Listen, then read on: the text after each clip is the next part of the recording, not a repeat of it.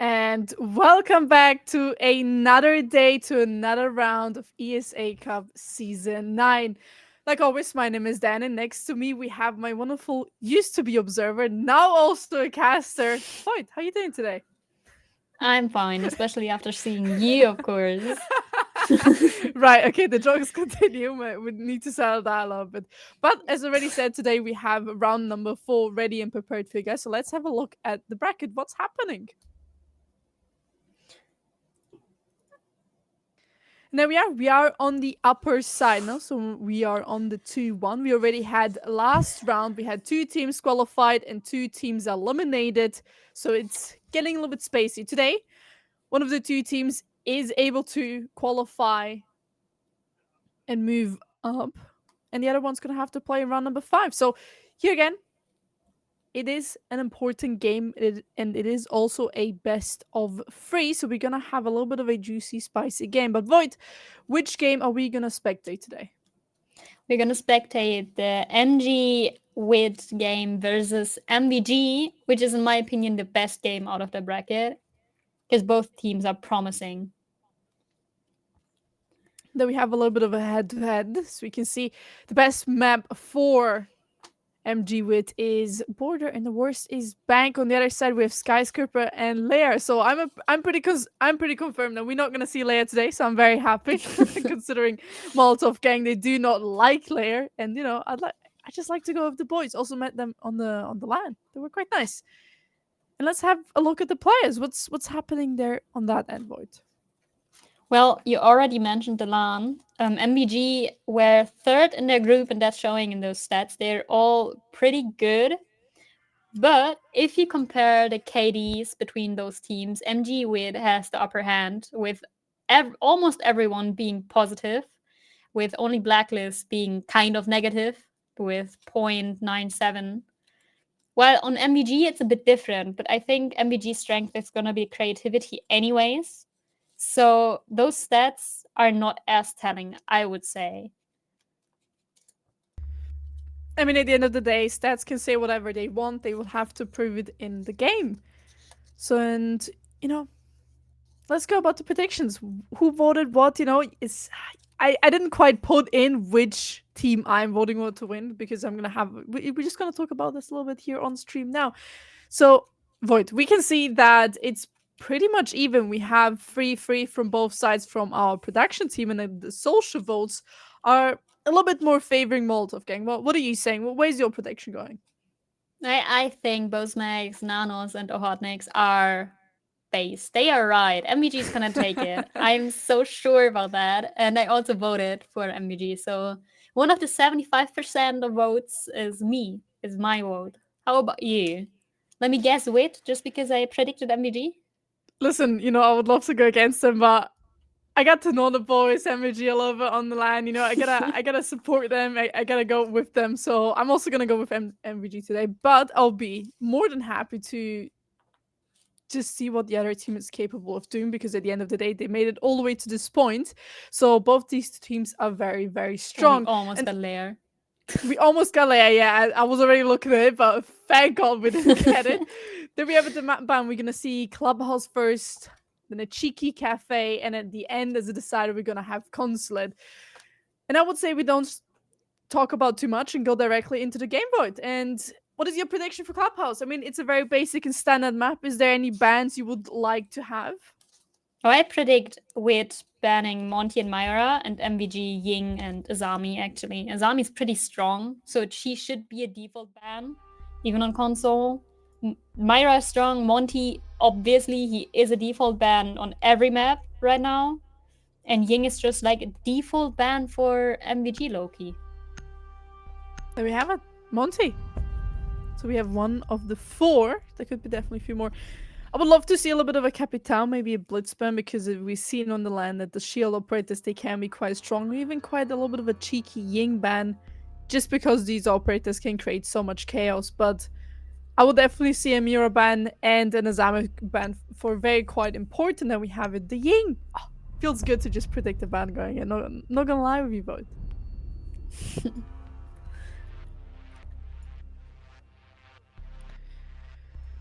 Ooh. So unfortunately, Alright.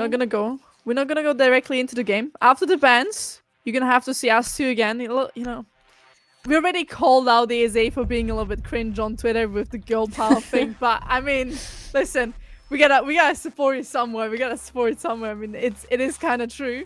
We have so far, I would say, pretty much 3 out of 3 bans correctly. If Mira now comes in, then that would be, I believe, 4 out of 4 for your end. Yeah, it would be. Ooh. Damn. So tell me, what? Maybe I'm the best analyst on ESA after all. Whoa, okay, shooting a little bit, I can see. But with those bans, I think it's pretty much even. Like, we see what these operators can do in the map. We see how crucial they can be. We can see how much they influence the game. And I would say we just go back to the game because you already had enough of our faces. Looking and going back to the bans. Now, with these operators out, it does leave a little bit of a gap, I would say. I mean, it makes the game a little bit slower, don't you think? Wait a second. Can you repeat what you said? I'm sorry, I'm not listening to you by default. No, Voice just allergic to my voice. I can see it. I think observing for me just made her allergic to my voice. So I asked you if you think that the games are going to be slower now with these aggressive operators being taken out, or do you think it's not going to change much about the aggression? That's a good question, actually, because I believe that MVG isn't that much of an aggressive team in general. Attackers are moving to defuse a bomb. So that could cause for a little bit of an upset, maybe. So we're going to have to see how that goes around. But so far, we can see MolotovGang doing a little bit of a cheeky roam here with, I believe, 3-4 roamers. There's quite a lot of them. That's very much true. So there's a lot to clean, but for that MVG got Jackal, so they are perfectly aware, I would say, of the heavy roam situation. By the way, did you know? I'm sorry. No, go ahead. Did you know that Clubhouse is 55 attacker sided, like 55% attacker sided on ESA? On PC it's different, so On MVG PC get a it's good different, shot. obviously. They do have a good shot, but they're on the defense now. MolotovGang, they are on the defensive side. No, the overlay. My apologies, guys. The overlay is not quite correct. MolotovGang is on the attacking side. So if you look above, don't get confused. But it's okay. WiT's on the right side. WiT's defending, so that even confused me. God damn, what you meant to be good at this. You meant to be my observer. What's happening here? Taking a little bit of damage from the side of WiT, and now we've been turning back to side, surviving with a breath of a second. This one are now Skopos has been taken out. And now we've taken the control from the side of MVG. Skopos being taken out like so early in the game always makes me sad, because to this day I'm waiting for that high IQ Skopos play and competitive play. And it's always sad to see that the robot is always getting destroyed so fast without any real impact. As we can see, we're looking here to potentially get an early pick. It could have been a good Skopos play, but if we look at the time, it definitely wasted quite a lot as we're in the last 55 seconds of this round. And so far, not a single individual has taken too much damage. As Hachi has taken a little bit, but it's not crucial for his life yet. As we start the vertical gameplay, but sooner or later, we're going to have to push back. Well, it's not that aggressive as we thought it could be because of the bans. We still got 30 seconds left and no one died. I jinxed it.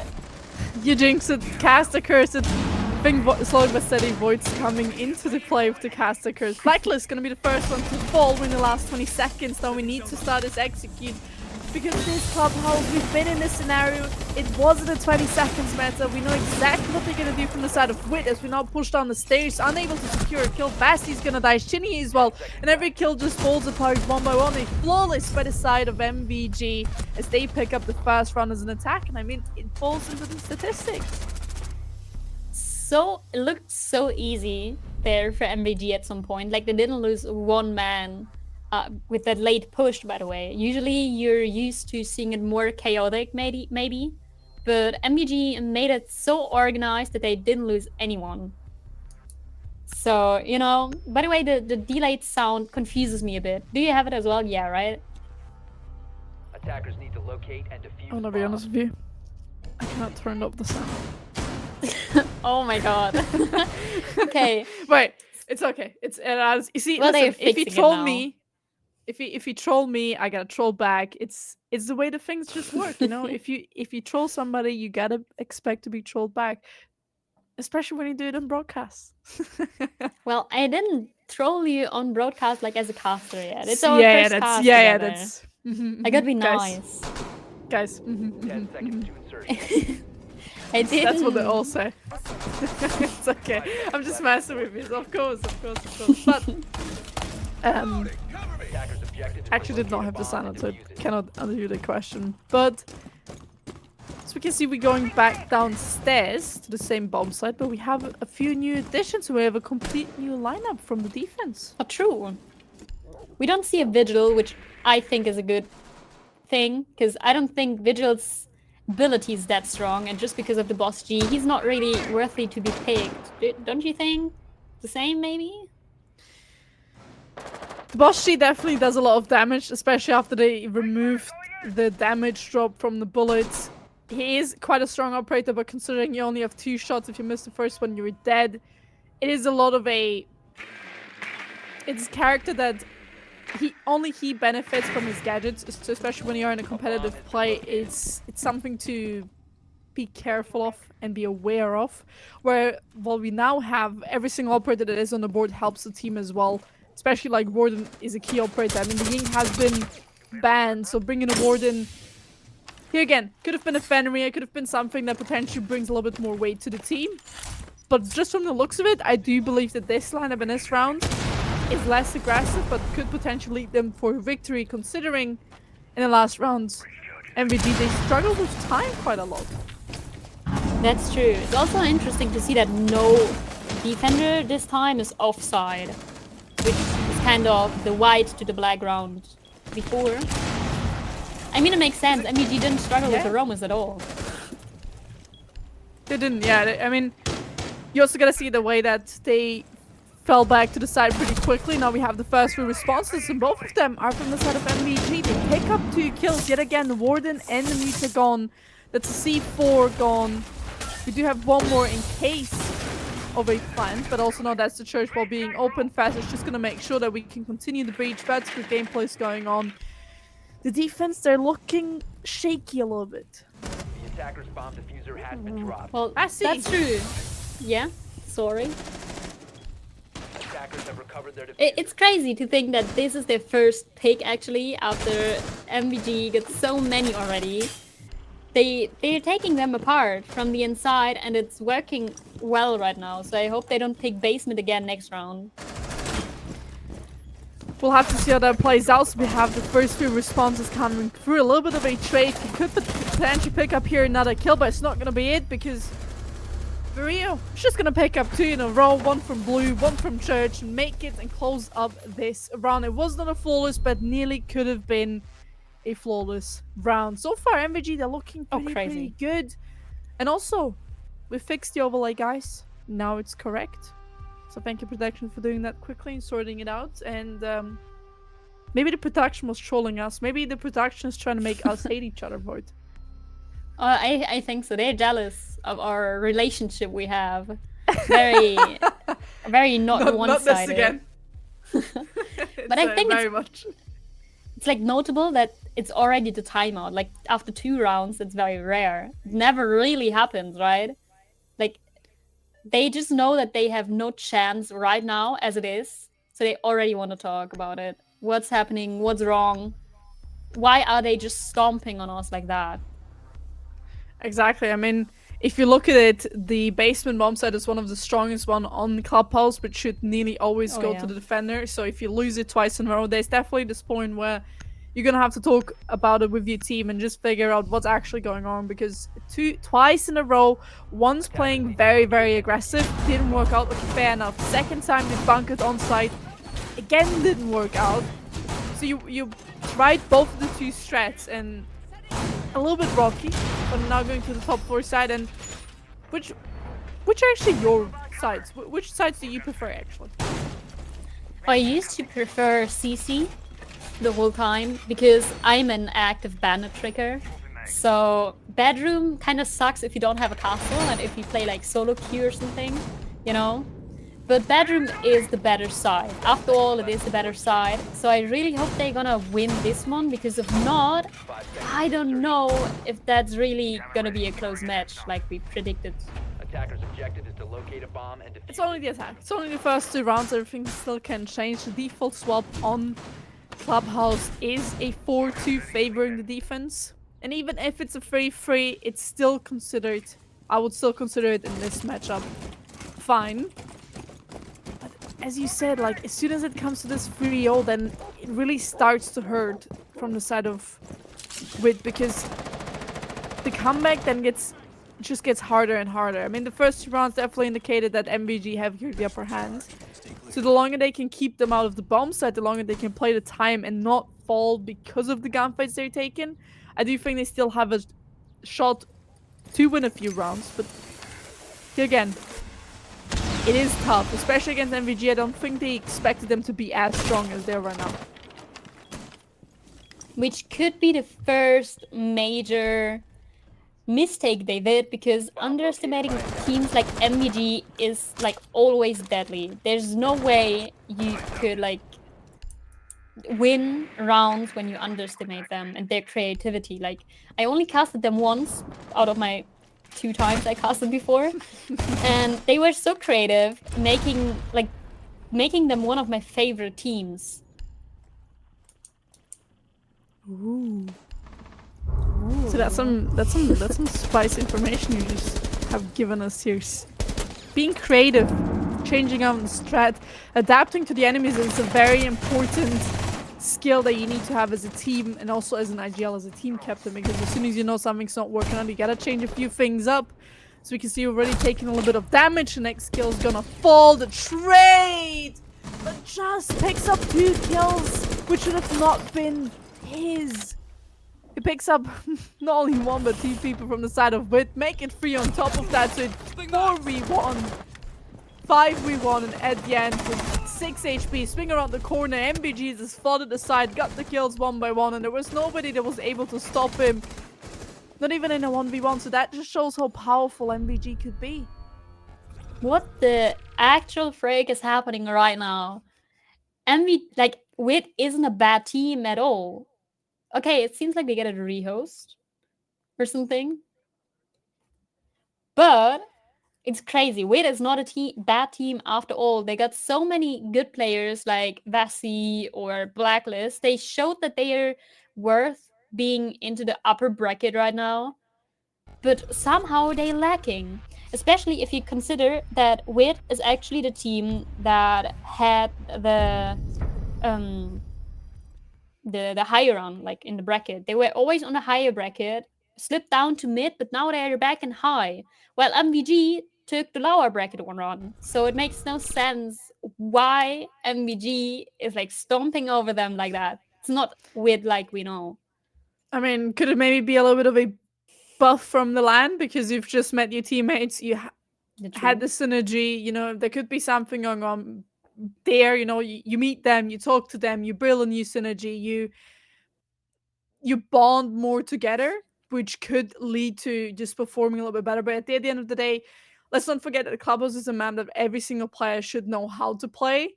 It is a very checklist map. If you do step 1, 2, and 3, you're gonna get everything done. If you skip one of the steps, you're gonna be punished for it. And what I've seen right now from MVG, they haven't skipped a singular step. They've always made it clear, especially when you look at the basement spots.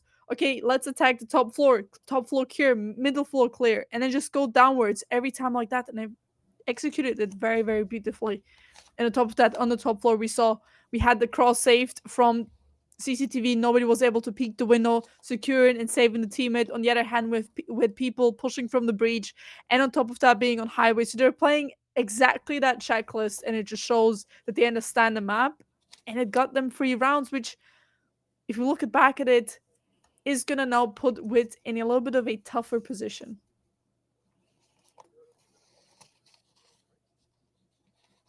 Well, because I don't want to listen to you yapping, of course, because you don't take my flirting, so I'm gonna keep the bullying up.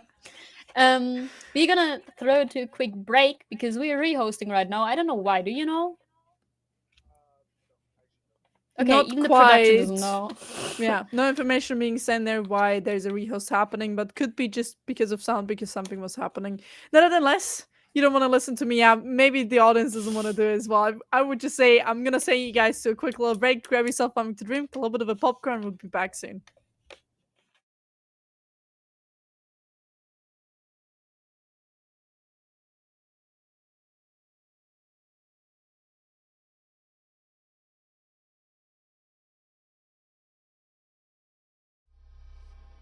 Here we are back again after a little bit of a break. Don't worry, guys. We are in round number 4 yet again. As you guys can see, we've switched the sides. Unfortunately, guys.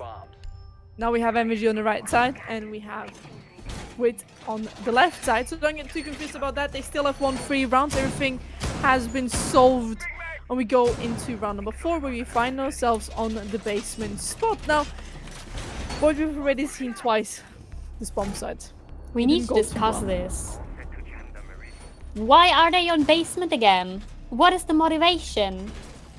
Please tell me. You're an analyst for so long now, so please. Oh lord, no, you're putting me on the spot if I say something wrong here.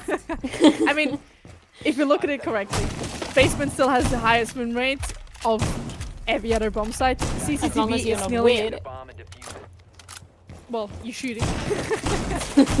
CCTV is pretty hard to play, especially as a defender on their side. That bomb side is nearly impossible to win now. Like, you really have to play it nearly smoothly.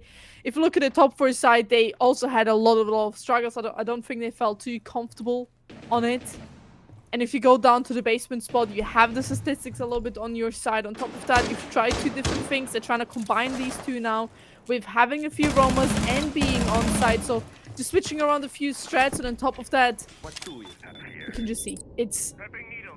I think they're trying to find the confidence and the groove within playing the basement spot, because it is the best bomb site. So I can't see why they went back there. You know, third time is a charm, as people like to say. Maybe this third time is gonna give them the first victory, because they definitely need 1 round.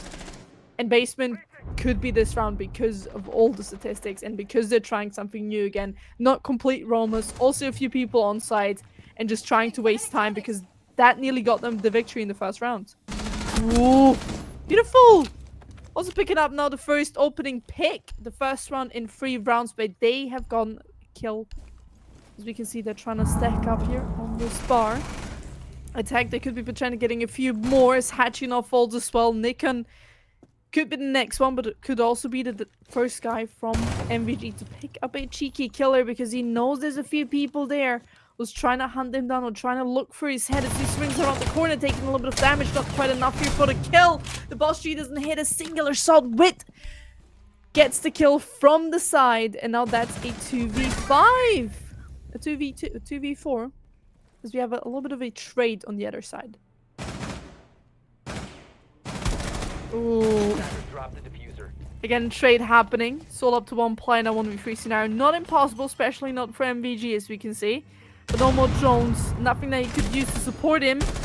This Vigil could be in danger, because again, Boss Jacob, if you miss your first shot, you're dead. And the other gun is a little bit difficult to play with. So now, 40 seconds soon left. A lot of time for him to isolate these 3 players. The time is ticking down slowly but steady, Void. Well, it is. I don't know, maybe the groove got out of MVG after the rehost. You know, they're not into it anymore. Or maybe it's just a blue team buff. Who knows? Maybe they just prefer being on the left side. Orange is just uncomfortable. It could be the left side buff. We've seen that definitely happen quite a lot of the time. So we now sneak our way down on Adam's stairs. Not quite gonna work out because WiT was already waiting. That's the first round for the defensive side, already starting good after the rehost. And maybe the flow has fallen a little bit from MVG, but I think also that round teaches them to not underestimate WiT. Because I think if you are 3-0 up, you know, you start to play a little more loose. You start to take a lot of the gunfights, which then can end up just bringing a 1v4 scenario. Well, we see that they are going into like on bedroom again, which I don't really like to see when teams are just like switching between two bomb sites, especially after losing them before. As the enemy team, if you're not that creative or have that many strats, the enemy team is gonna know like approximately what you did or what you're gonna do. So I don't know if that's gonna be the call right now. But at the same time, I was confused about the basement pick and they won. So maybe I'm underestimating them as well. It would be good, of course, because both of us, of course, want the very long overtime match, right? It will definitely be quite interesting to see where this goes. If it goes to a third map, will it really go to an overtime? So far, we have one team being more dominant than the other, so everything can still turn around because we've only seen 4 rounds so far. So everything can still change and turn upside down. But yeah, I do agree with you. Switching between the bomb sites, especially when you don't have too many strats, when you don't have too many adaptations going on, that can cause you a lot of problems. But what we've seen from the basement spot, they can make adaptations, they can make new strats on the spot. And even here we have a few things changed from the last time they played this bomb site that plays in their hands. But from the looks of it, MVG, they can still adapt to it. Oh my, bandit trick, beautiful. You talked about being a bandit tricker. How happy does this make you? A lot. It's a perfect setup for bandit tricking, and if it works at the same time, it's just perfect. Especially bandit tricking ace, top notch. I like to see that. Ooh, swing around with this shotgun when it castle barricade falls. A little bit tricky, but he didn't get away with a kill. Just got away with a little bit of damage and dealt a little bit of damage, but a minute and 20 has passed. We're still in the first half of the game, and not too much has happened so far.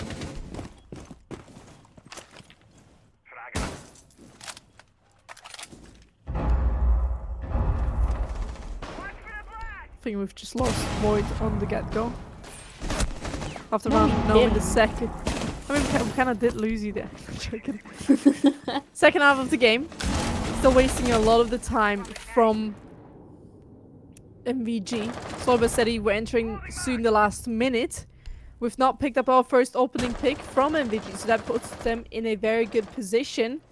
Considering the time is getting closer and closer to the 0 mark. They definitely need to hurry up a little bit as the next 2 kills fall, making it a 2v5. And here again, this is the shine we had earlier from MVG, and they're bringing it back with another kill coming along and a flawless round just to top it off after a quick rehost, losing one of the rounds, showing they're still here, they're still in the flow, picking up another round, making it a 1-4 for the attacking side. Now that is impressive. MVG had one slip up and immediately came back with a flawless round. That is telling a lot. Like, they are such a good team. But maybe it is again a game where the first frag is determining the rest of the round. I hope it's not like that, but every game I casted had exactly this rule. Whoever got the first frag is gonna get the round. I don't know if I am the curse, if it's that common or something. But like, I'm sad. I'm also sad that we are again in that room. There are 2 different sides we didn't pick yet. Why are we again here? We could have seen a little bit of a cheeky CCTV or bar and stage, but for the last offensive side of round for WiT, we decided to go back on the same bomb side. And here again, if they adapt enough, they could get this and make this to a 2-4.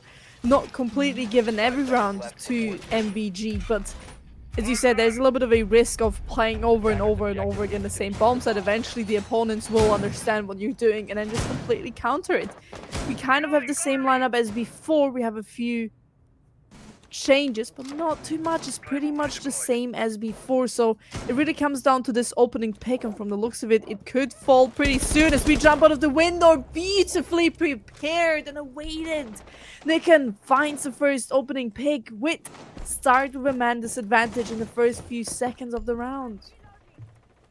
That was not the play. I don't know why they thought that's gonna be a good thing. especially with the shotgun out, right? You jumped out with a shotgun. Is that like a new strat I'm not aware of? What kind of spawn pick is that? But again, we need to remember. Oh, that's. Oh my god. Thank you. He can trade it out. Bit late, but they are even again. WiT needs this round, or they are completely losing contact with MVG there. The even is quite important. Back to down to 4v4, as you said. It is quite important they got that kill. Jumping out of the window.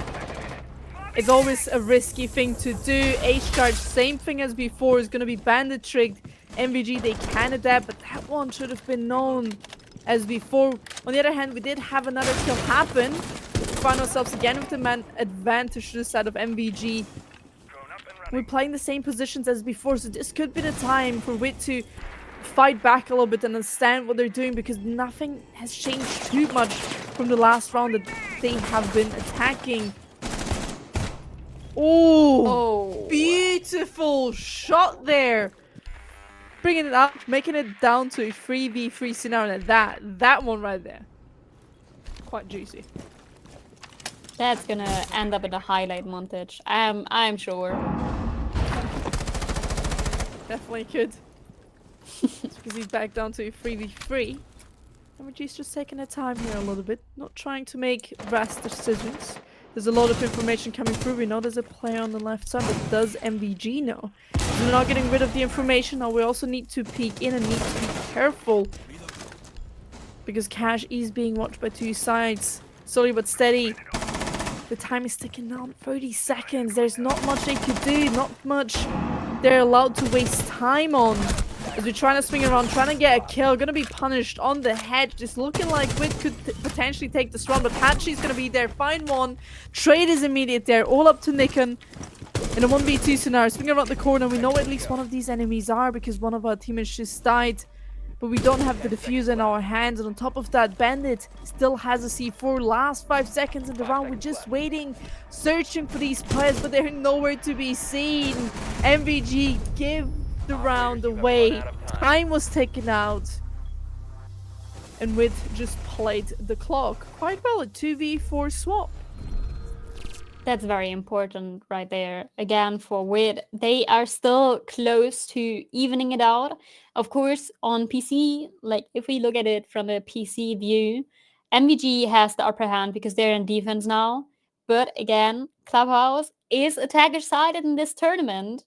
So I do believe WiT can make the comeback here. If not now, I do believe it might be too late already. Especially because they were the team who already used their time out, right? So they don't even have that anymore. Exactly, they used their timer in the first 2 rounds. After the first 2 rounds passed, Oh, yeah. it was a tactical timeout call, because what was going on there, guys? From the looks of it, they did manage to get 2 rounds, which, as you already mentioned, is going to position them on a better spot. As this map is more attacker-sided in ESA Cup, everything can still change. I wouldn't, MVG, they're a very strong team. Even if they're on the defense and the stat might speak against them, I wouldn't call them out, because it does take a lot to win a lot of the attacking rounds. Because there's so much util, attackers still have it tough to win rounds, especially I think on a map like Clubhouse, but they just played very well. If WiT can play the same as MVG, play the information, play the map, and then you could get it. Tried to ban a chick, did decide to run away. If we play the strats, if we play the checklist map, WiT could get a few rounds here, but again, if you skip a few steps, you're gonna get punished for it. And we didn't reinforce Cash, which could bite back a little bit. It broke my heart there that he just ran away, especially because the Thermite placed it in the middle, so it's easy peasy to trick it. But Hachi taking the first frag. We know the rule, even though it got broken last round, and Hachi just doubles it. He says, shut the fuck up. Sending 2 players back to the camera position. In a 3v5 scenario, WiT is not looking too great right now, but it doesn't really matter. It's still comeback possible. But it's got to be careful which next 2 kill falls. If WiT loses another member, that this round could be over quite soon. Hatchy, he's looking for this play. He's trying to get this kill quite early. So they just run around and dance around the corner beautifully. Vasti picking up Hatchy now, punishing him for his behavior, playing a little bit too aggressive. This could be a little bit of a comeback here from WiT if they pick up another kill and bring it back down to a 3v3. I don't quite understand why Hachi died there. I think he got a bit too cocky because he know a player was in cash, didn't he? He just run there. He was like, no, I'm immortal for now. But well, as you said, WiT, they are, of course, man disadvantage, but they are on track. I think they got such a good shot right now to win this. They definitely do. They also need the information. Basti's gonna find himself not being injured. Not quite finished yet, so the information is not quite there. Able to potentially secure his teammate information. There's swing around the corner, get the kill, get traded immediately. But we're just waiting for the second kill in a 2v3 scenario. MVG could just play the time here and play the clock slowly but steady down. It's just trying to pixel peek here, run in, but Justice peeks and punishes the player for being overly aggressive again. And a 1v3 scenario. There's not much you can do. Potentially talk with the teammates what's going on. No cameras. We pick up one of the kills, but there's 2 more left. On 17 HP. Not a lot we could work with. The last flashbang goes out. Fen being called in the Fenwick gadget, and Justice gonna be the last. Picks up a kill and finishes off the round. MVG move up to 5 points. And the next round could be already match point here if WiT doesn't come back. So from your perspective, Void, what does WiT desperately need to change here to get a few runs in? Because being so close to the match point is quite dangerous. It's uncomfortable as well, so they definitely need to keep the nerves. Like, don't freak out, you didn't lose yet, and even if it's gonna be match point, you still got the chance to win. You can still come back, so keep calm and just play. But I do believe that they are lacking in refragging, because they are in a man disadvantage quite a lot. And I feel like MVG is getting away with too many risky plays, too many kills. Like they take one and are done. There's no fight back, there's no clap back. They just they give them the kill, the man advantage, and I don't know, lost 5 out of 7 rounds. Definitely a tricky spot, but it's the basics, and especially if you challenge a team like MVG on a clubhouse match, you gotta have your basic security, you gotta have your basics set, because this map is known for its basics. It's known to be the map that has been longest in a competitive pool, and it is a checklist map. If you don't know your basics, you're gonna struggle quite a lot. WiT's gonna be the first one of finding the opening pick, so according to your statistics, especially since you started casting, WiT should be the team to pick up this round. But again, MVG are on the defense and are on the basement spot, which would speak for their advantage, because it is the strongest side between the 4 that there are on this map. Doc being the first frag, also such a strong pick. He's gone from the table. He can't heal Tachanka up anymore. But at the same time, WiT isn't looking good HP-wise as well, with Ram and Buck being pretty low. Vertical gameplay is starting, so we need to be careful about these impacts, because there are quite a few from the defensive sides of these 2 players who are very low HP, especially one of them is both of them are our vertical game players. So they need to be careful, as the second half of the game is now coming in slowly but steady. But they need to make a decision where they want to push us. Now the Bees are now coming out as well, trying to gather a little bit of information. Now we know there's no one behind the generator.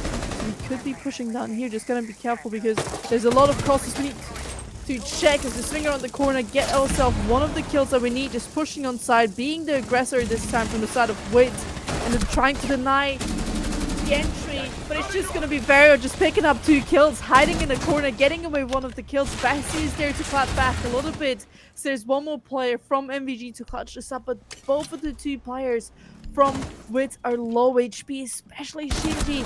As we look around the corner, Vasi's gonna pick up the kill, and there we have it, the first attacking round for the side of WiT. Now, if you look at bomb side, I think it's quite funny because, well, even though it's considered the strongest bomb site, it's not been going too well, especially here walking in, seeing that not seeing that there's a player on the left. He picks up one, he picks up two, nearly could have been the round for MVG. So Vasi definitely came in as a clutch there at the end, but both of the teams are struggling with this bomb site downstairs, don't you think?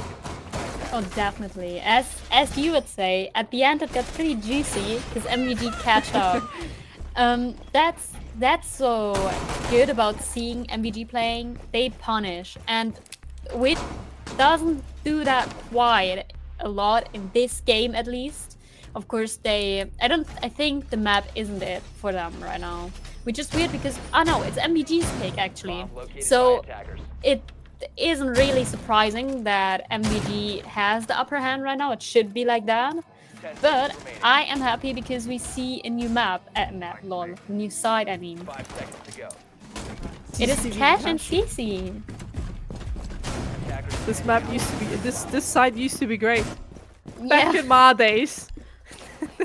This side used to be the greatest. Oh, the free place C4. Did you see that at Breach? Interesting. I do. They're gonna have to see how that's gonna work out. I mean, with the ace charges, he could get away, but I think they're more aiming for that Maverick. Because the Maverick usually starts from the bottom left, so he could be punished within a second. Obviously, we gotta make sure that no drone sees that C4. So we can see Maverick's now going in. Is it gonna work? C4 has been picked up now, though. Did try to save it there. So he created a little bit of line of sight, managed to get himself safe onto the bomb site. It's no active bandit, but I can't be mad this time. They have a Maverick, but we have a clash. I didn't even see that, did you? Why didn't you comment it? I was looking at it, but it's nothing too surprising to see a clash too much on CCTV. I've seen it quite a lot of times, but where the clash would normally play would be rather more focused on con or garage, and this is exactly what we have here. Clash being focused on con, trying to create these opening picks to the side of MVG, but they just gotta make sure to kill the person behind the clash and not clash itself, because if you focus on the clash and focus too heavy in here, you're gonna miss the people behind it and you're gonna be punished for it. And the dog again is on the play. Hachi, I think that might be his favorite operator.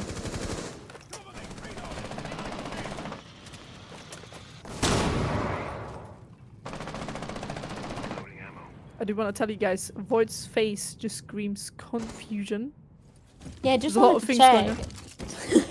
He picked dog on the player stats as well. So it do be his favorite operator. I just wanted to confirm that. I was very curious right now. If you're lying again or not. Listen, I was just trying to point something out here. Bevicle's being open up, trying to get this breach. The H charge is now coming through as well. This kind of confirms for MVG where this push is mainly coming from. They just gotta be careful about this main breach. As we jump in the window, get a kill, but you're gonna be traded immediately. WiT just completely surprising MVG with the aggression they're able to pull out here. The clash might help here a little bit, giving information, but we gotta get these picks beautifully. Getting two from the side of MVG, denying the push from WiT. All we gotta do is now play the clock, play the time, make sure that the clash stays alive. Even though it has 5 HP, there's two players who can shoot.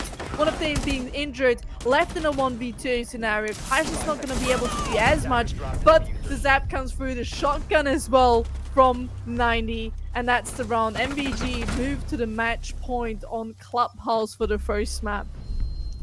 MVG is the first and only team that broke my first frag curse, by the way.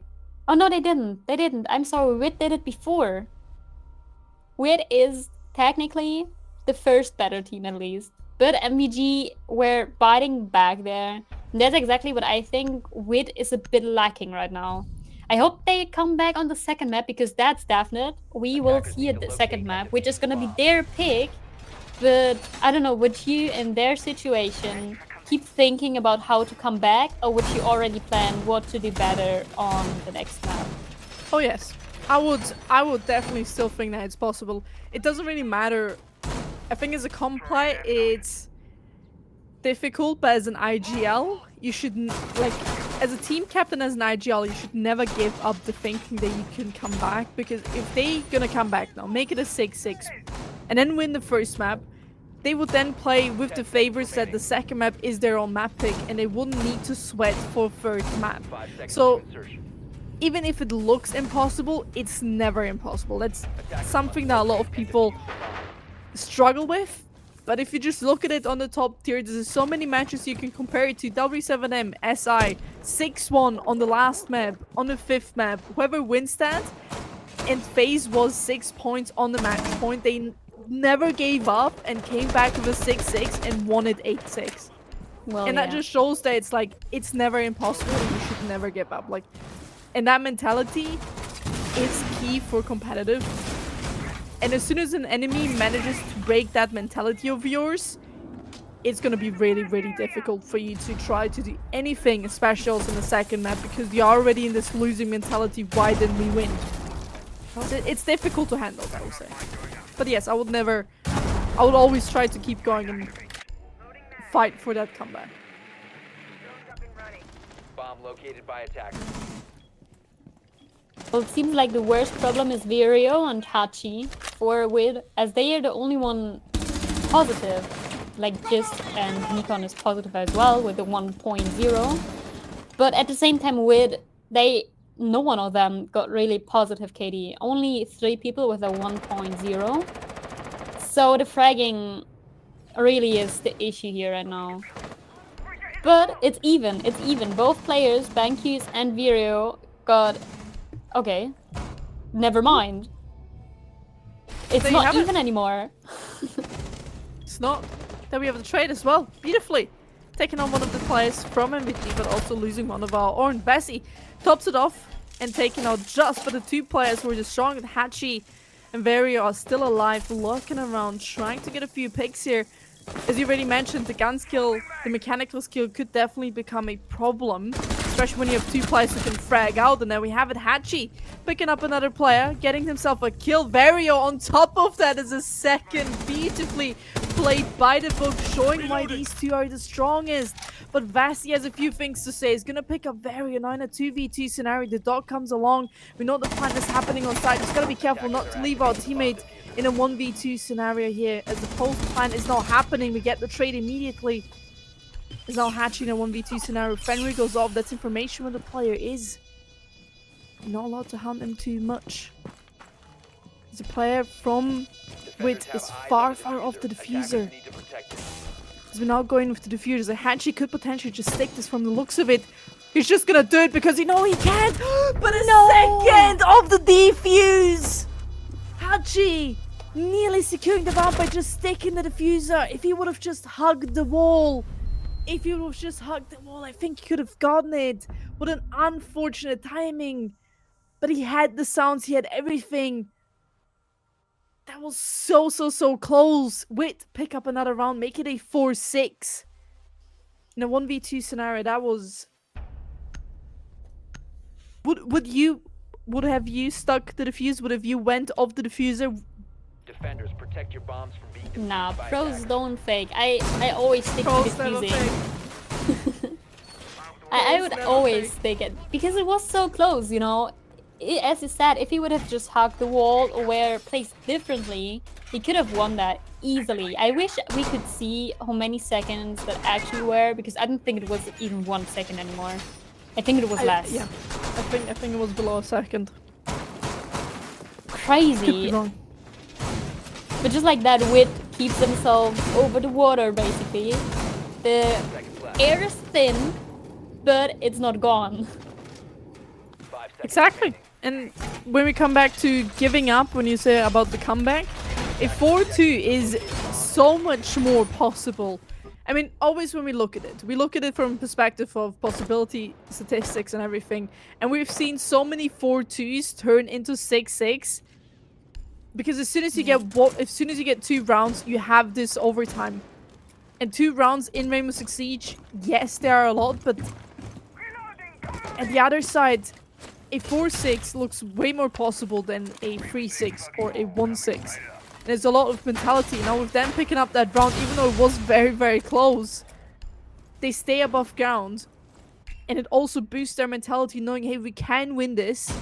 Which now forces on the other end, because the MVG, they're going back to the same side.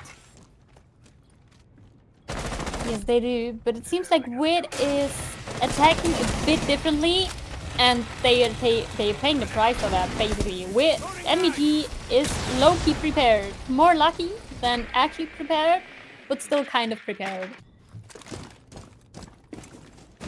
They were prepared for what was coming.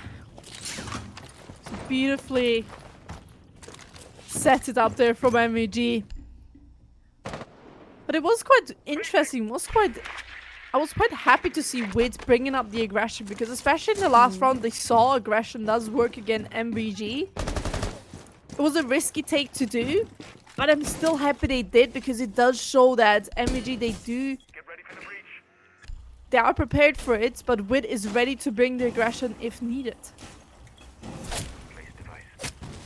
The outlines just trolled me, by the way. I was like, what the fuck is that orange player doing in cash? Why is no one killing him? But it's a Thatcher. Of course they're not killing him. I mean, I hope they don't. But I like to see that mute and castle combo. While they just push into side, they just dip in, Ishak taking that kill, and just dipping again. Back down to a 4v4, that's so easy at King Out. You take up a kill and you punish your opponents with it as you swing around the corner trying to get a kill. It's not gonna work as we pick up 2 from the side of WiT, walk around the corner. Vero comes in with the 1. It's gonna be punished with the 2nd. It's all up to 1 play only in a 1v2 scenario, but both these 2 players are waiting for this gym breach with 2 HP. The plant's going down, 93 on our end. We swing around the corner with the shotgun. Could have taken our time to reload the gun and then swing around again, but we knew the diffusers was going down. To hear again sounds, and not losing the cool. A 5-6. This could be going to overtime as MVG now picks the tactical timeout. This must be low-key frustrating for MVG if they're aware of how close both those rounds were. The first one was like a second, not even a second diffuse left. And this one, the last one, Ace had 2 HP left. If those 2 HP weren't there anymore, they couldn't have planted. So the pressure would be more on the other side again. It's so close the whole time. Do you think MVG lost their grind, lost their way, or do you think they're gonna close it out after this timeout now? I do think they're gonna close it out just because of the fact that they can go back down to the basement spot, which originally they did win. But here again, WiT, they're looking much more promising. They're looking a lot better, also considering that the aggression is working out for them. And if we look back at it, WiT was close to win another attacking round. So it is close. We could be seeing on the first map an overtime. I would be surprised though, because I do believe MVG is gonna get this round because they are in the basement spot, because they know what they did wrong last time. And they're gonna prepare for exactly that. Because they could new strats. We're gonna open up half the wall of church. We're working with Valkyrie, we're working with information. We have a lot of operators that bring intel but also deny entries, like the Goyo. We have the Melusi for intel, we have Valkyrie for intel, and Fenrir. And Womai just brings info because they know they had Grim last time. So picking the Womai is going to destroy the gadget. So they're definitely adapting quite well to WiT's attack strengths. But can they execute the defense the way they wanted to execute? It's really going to come down to whether if they can execute the defense or not.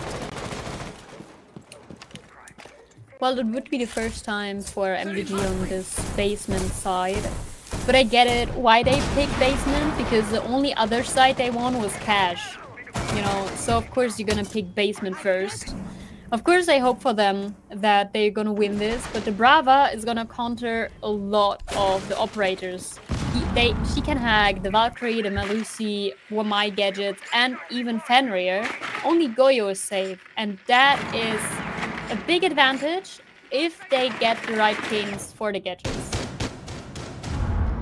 But you can destroy these Brava drones. It's definitely going to be tricky. As we're already starting vertical gameplay with a minute into the round, we have so much vertical gameplay going on. The only thing we gonna need to be careful of is that C4 from the Valkyrie. That could be quite dangerous, since we can see we're challenging the vertical gameplay here. We have the information with the cam, not quite droning out the Valk. As the seconds before we stop, now the info comes in. Nobody there to quite challenge the Valkyries. Now moving around, dancing around the floors. But we finally secure ourselves the pick. A lot of regression from MVG, and that is already biting back a little bit. That's lucky a deja vu to the first round they played on basement and defense, because then WiT got the first frag as well. Of course, for the MVG fans and the team, I hope it's not going to be deja vu, but it's looking good. It's looking very good for WiT right now. The odds are basically on their side. I actually saw the Fenrir gadget being hacked, but destroyed pretty quick, unfortunately. The last 50 seconds. You can see WiT, they're coming close to the bomb site. They need to execute soon, and they know that. Last time it worked out quite well as the bees come through as well. We have a little bit of information where these players are. We now just walk on site, getting ourselves 2 picks. Nicken again coming in with a few kills here, unable to secure the second one. They are all up to him. In a 1v4, he picks up 1, but can he do it with another 3P? The diffuser now going down on the other bomb site. There's one in blue. We have the information that there's a person in blue just hugging each other through the wall, but there's one peeking from the left. And that's how easy it can go. Overtime is secured. 6-6. And this match is gonna end within the next 3 rounds. And there you have it. That's why you should never give up a comeback, Void. Well, you're a wise woman, definitely. That's why I ask you. You're a better analyst, right? Thank you. And you're maybe more hopeful, because I definitely did not see this going overtime. WiT is coming back, and I do believe MVG definitely lost their flow now. I do believe MVG might give that map away now. I am so brave and say that. It's difficult. It's really, really difficult. MVG, they're struggling. They're now getting the defense.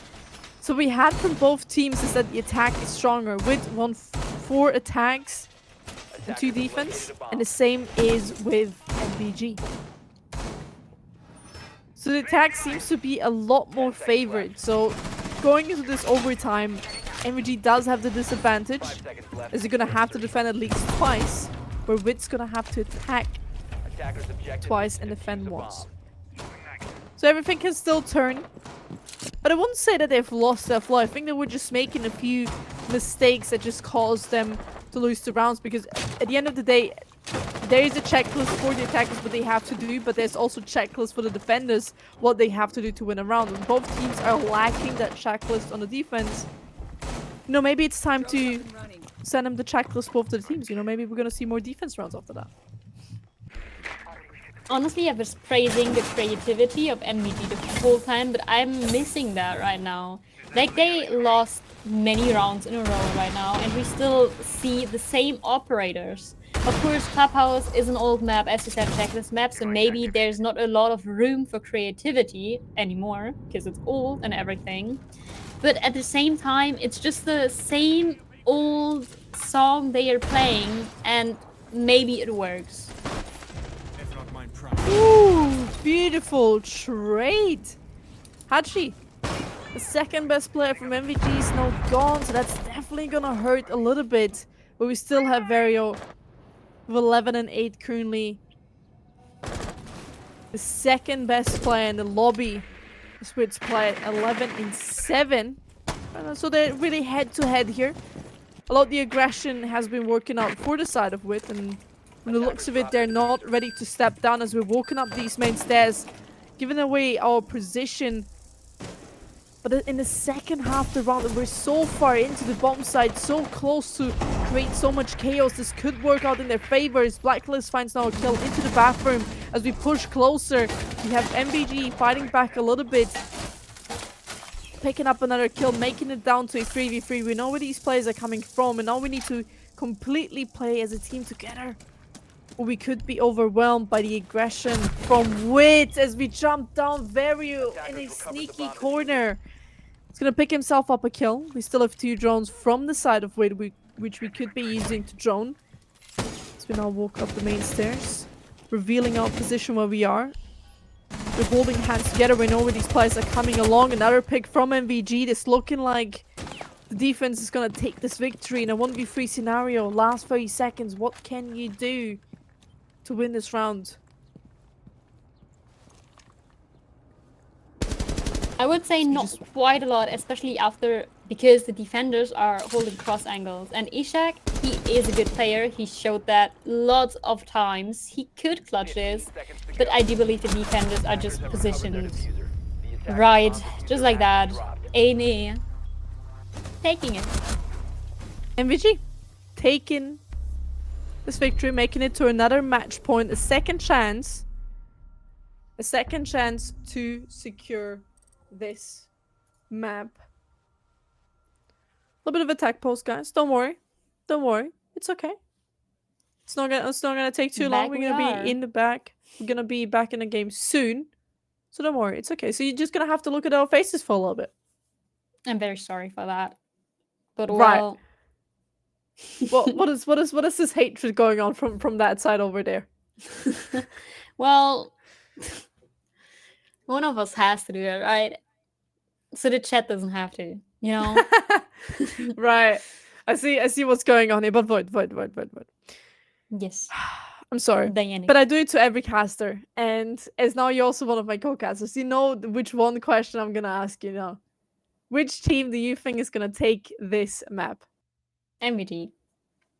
Oh, confident. Even though after they just lost their match point. They didn't. I mean, they were on the 6-3, lost 3 Oh, rounds you in a meant row. that. Yeah. I'm an MVG believer. How about you? How about you though? Ah, see, trying to put the attention away from you. See how it is. I never said anything if MVG loses, actually. Fair enough. Gotta give that to you. I would say WiT actually have a pretty good chance. The only difference is that now they're on the defensive side, which they struggled so much. I would also say MVG, just because they won the defensive round and now they're on the attacking side, sets them up for a pretty good attacking round. Like, we are on the basement spot. MVG showed how strong they can be on the basement attack. And on top of that, we need to see the adaptations that WiT has made. We do bring the Valkyrie, bring in a little bit of information also with the pulse on top of that. This Vigil. So, I think they're trying to do a little bit of shenanigans. The shenanigans could work though. But I think with a team like MVG, you gotta be really careful which shenanigans you're trying to pick, because it can clap back quite quickly, because the droning work from MVG is also on spot. Wait a second, the clean feed just stopped for me, so you gotta yab. I think your cat is just the reason why that happened. Oh yeah, as well. She's blocking my view. So there we go. Buck's now opening up the top floor jacuzzi side, trying to take the top floor. There's still a roamer, there's still a few ones here going around. Fetch already had the space in strip. I don't think there's the information that could be a player there, but he could be punished quite quickly, as we're not trying to focus down these players on the middle floor, trying to catch them out and stop them from roaming. But they successfully came back to the bomb site. But it's only a minute into the game, so much time they have not lost. They have not fight back pretty much. The one round they won on the defensive side from the side of WiT on the basement side was because they wasted a lot of time, because they got the kills in this middle floor, which they have now completely abandoned within the first half of the game. I'm still waiting for the confirmation why Vigil is getting picked, because I don't think Vigil really had valid play in all those rounds. But well, teams know best for them. But I really like the Intel play from WiT right now, because Intel, if you got enough of that, you basically win the game. Better good gameplay starting a little bit. Trying to fight down, trying to shoot a few bullets, potentially get us a few kills. MG have enough time to set up the entirety of the site and then to also plan and execute, because their timing and getting these Romos out was quite well planned. Also on top of that, they've gotten rid of 2 C4s and a lot of the impacts, which just makes it even better for their end. They don't need to worry about a plant denial, nor nearly no impact. So all they need to do is not execute the time within the last 30 seconds. Sooner or later, they're gonna have to push down. They're gonna have to make this aggressive entry, because so far not a single individual player has died. This vigil could be crucial for WiT. If he gets at least 1 or 2 picks on this drop, it could be quite round 15 seconds important, as we now also move down to take a little bit of control. There's a few trades happening on the other side, back and forward, just so many kills happening, unable to take these players out. And there we have it, WiT on the defensive round, just picking up another victory for themselves. It was the pulse, it was the gun, it just completely worked out. MVG given away an entirety of a round because of the time, because they were executing within the last 20 seconds. Or even 15 seconds. I'm glad it went to Bo's Max OT, as the chat likes to call it, because Bo's you dodged Max your OT? own OT. Bo's Max OT. Max OT. But do you know Bo's Max? That one guy from ESA? That one guy. Yeah, I don't Yeah, know no, really. Yeah. I think I heard of him once. But you dodged your own question. Who do you think is gonna win? You never gave a clear answer. You're Right. not playing by your own Right. rules. Listen. I didn't think that MVG is gonna take that move with WiT showing us the last round, and I think WiT have improved over every single individual round. You know what? I'm gonna switch the sides actually. I'm gonna do it. We are on a 7-7 all the way to 15 rounds here between these two teams. This is MVG's map pick, and they've shown greatness in the first few rounds. But ever since they've been making more and more mistakes, then they now are on the attacking side, on a bomb side that they have not attacked so far. So I'm gonna say WiT take this, because we have not seen bar and stage. They've not been attacking this, so there could be so many mistakes that are gonna happen. And WiT could just walk away with so many cheeky things. So I think WiT's gonna take this. I'm pretty confident. I'm so excited for that round. I love seeing bar played out actually. It's such a complicated side, but if it's played out right, it's so satisfying. If it's played out right, they could get away with a lot of kills here. As they will now also open up the round with a kill into Hachi, again a very important player for MVG, who's been making a lot of the kills and the impact within the rounds. And from the looks of it, they're looking forward to get themselves here another kill. So swing around the corner, beautiful my God. shot, clean and juicy as it should have been. Now with that, they took the control of Kitchen, and they've eliminated 2 players, and it's only 1 minute and 20 seconds have passed, with a little bit of a response coming through from Nikan as we take out the strongest player from WiT, so that does hurt a little bit. It was only the sledge, but it is fine. We still have the B-man, we have the Grim on our board, but also Nikan with the Echo could be quite dangerous.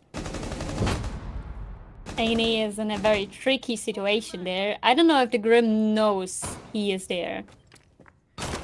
Ooh, I from the think looks of he's it. trying to make a rotation there. Oh no, never mind. He's playing it smart. No need to anymore. Frost is dead. Use the gadget to get information where the player was and then take him out. There was a trade though happening on the other end, so back down to a 3v2. Man advantage still to the side of WiT.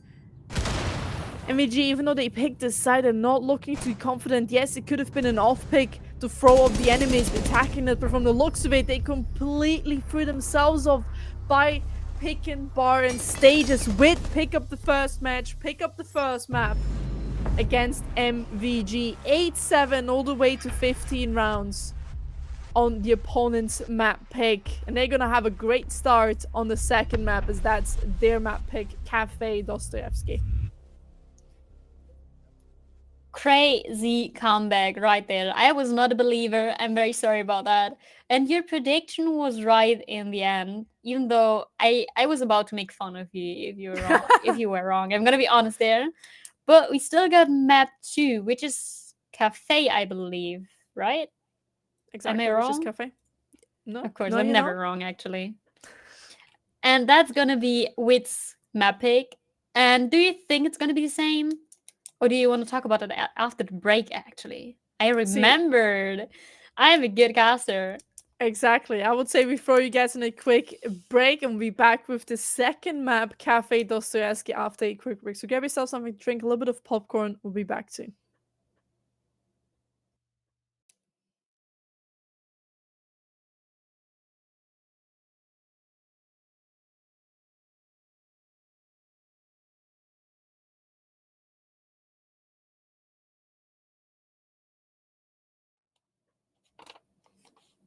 Welcome back after a short little break, and I said it's gonna be short, and I hold my promises.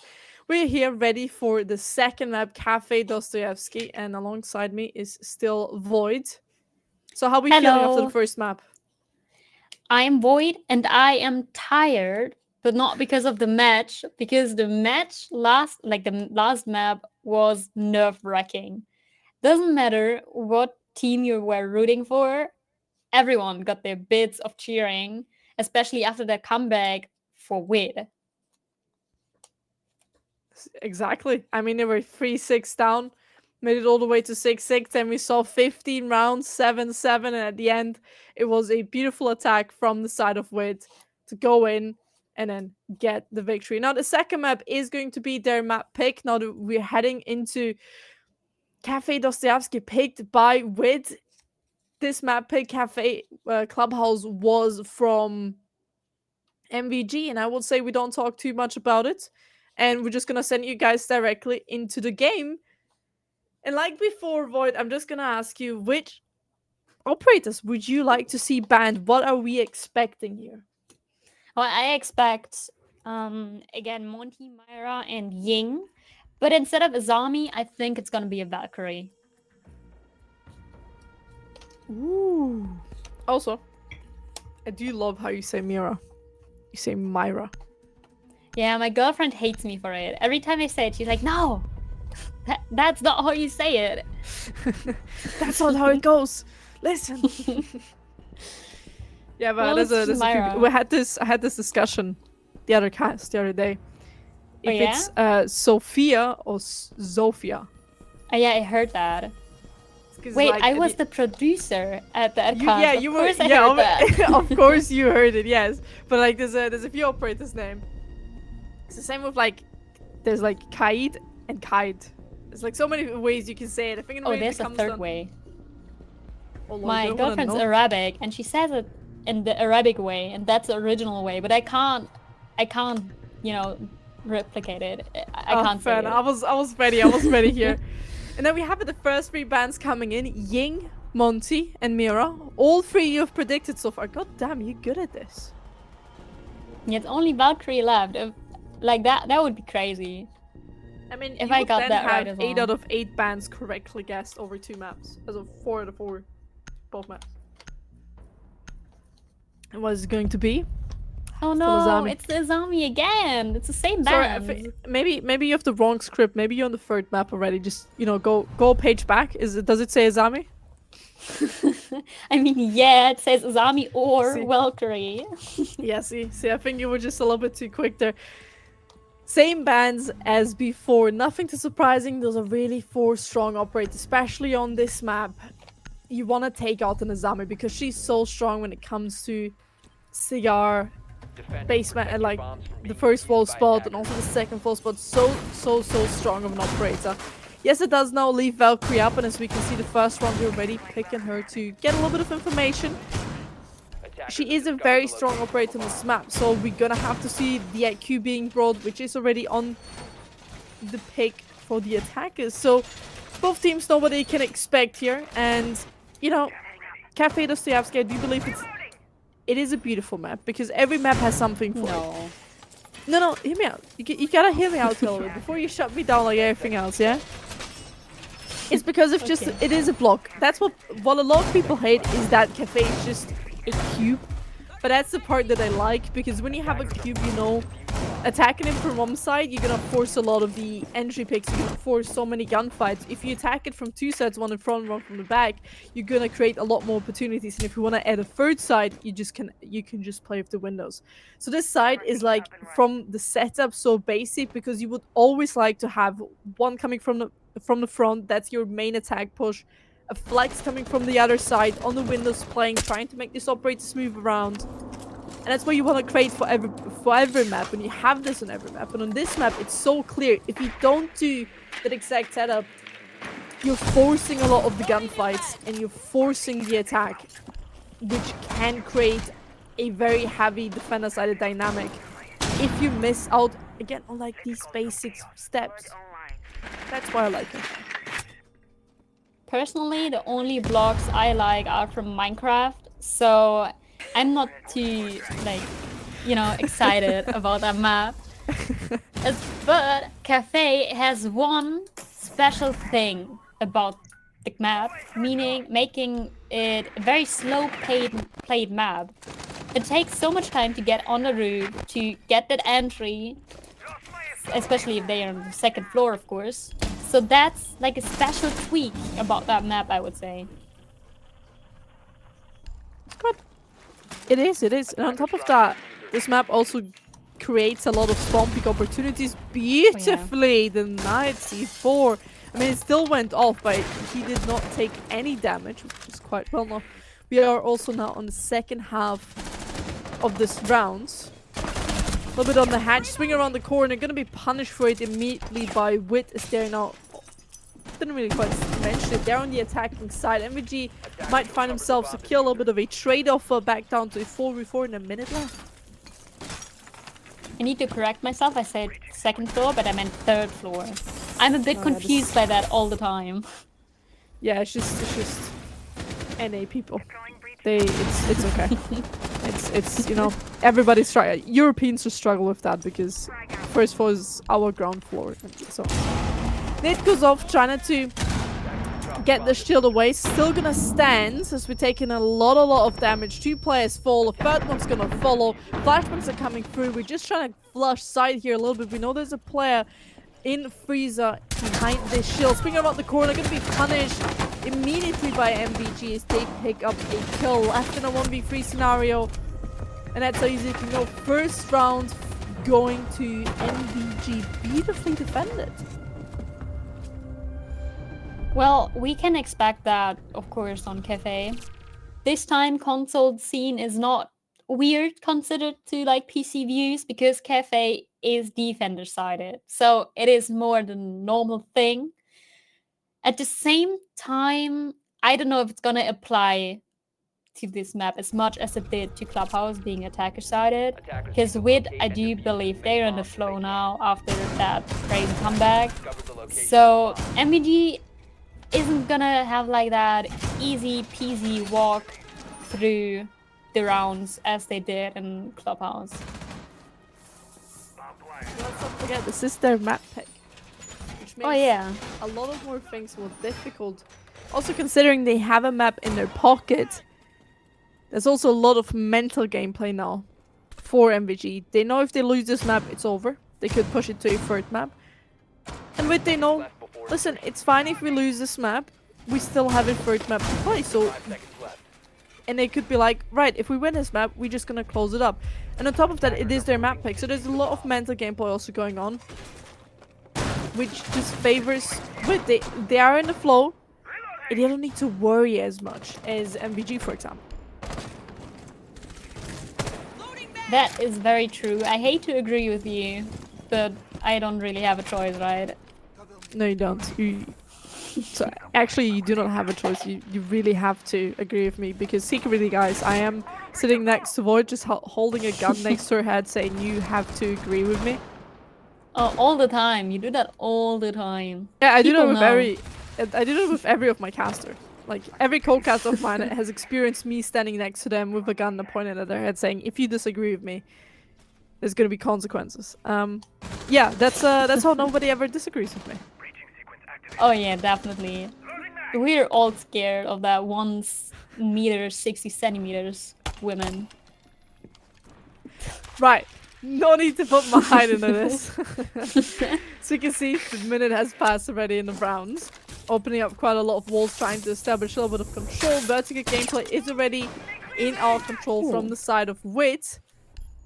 Also denying a little bit of a breach. We have information that is there trying to get this little bit of a shot, not quite working out. But so far the first floor is still good covered by MVG. They just need to play the time a little bit as half the round has passed. And from the looks of it, we're just now starting the vertical gameplay. So this will take a little bit time. But as I say that, we're just gonna walk in, gonna get ourselves to one of the kills. There's one more player who's waiting for the swing around. Vassi is gonna be the one who pick it. How beautifully predicted. The vertical gameplay comes along. Nicken does find a little bit of a trade, could move up here and get a few more kills. We gotta be careful because the vertical gameplay is gonna be a little bit of our enemy. Ooh. Could have been close for a little bit of a catch-up. Azir just runs around. Hachi is there to save the day, to save his teammate. Taking a little bit of damage, 4 HP from Vassi. From all the One advantage goo mine we and it's had. over. Exactly. One goo mine. From the advantage that we had, all it takes is a singular goo mine and Hachi, and Vassi would fall to ground. So let's hope that does not happen for the boy. But MVG, they're playing this very smooth. They've gotten themselves a few good kills to come back. We're just gonna move it up, make it 3 instead. And a 2v4 scenario. It's not looking too great. Just is gonna pick up himself another kill. Looking forward to make it an all-5 rounder. Hachi picks up the last one. We just fell apart like that.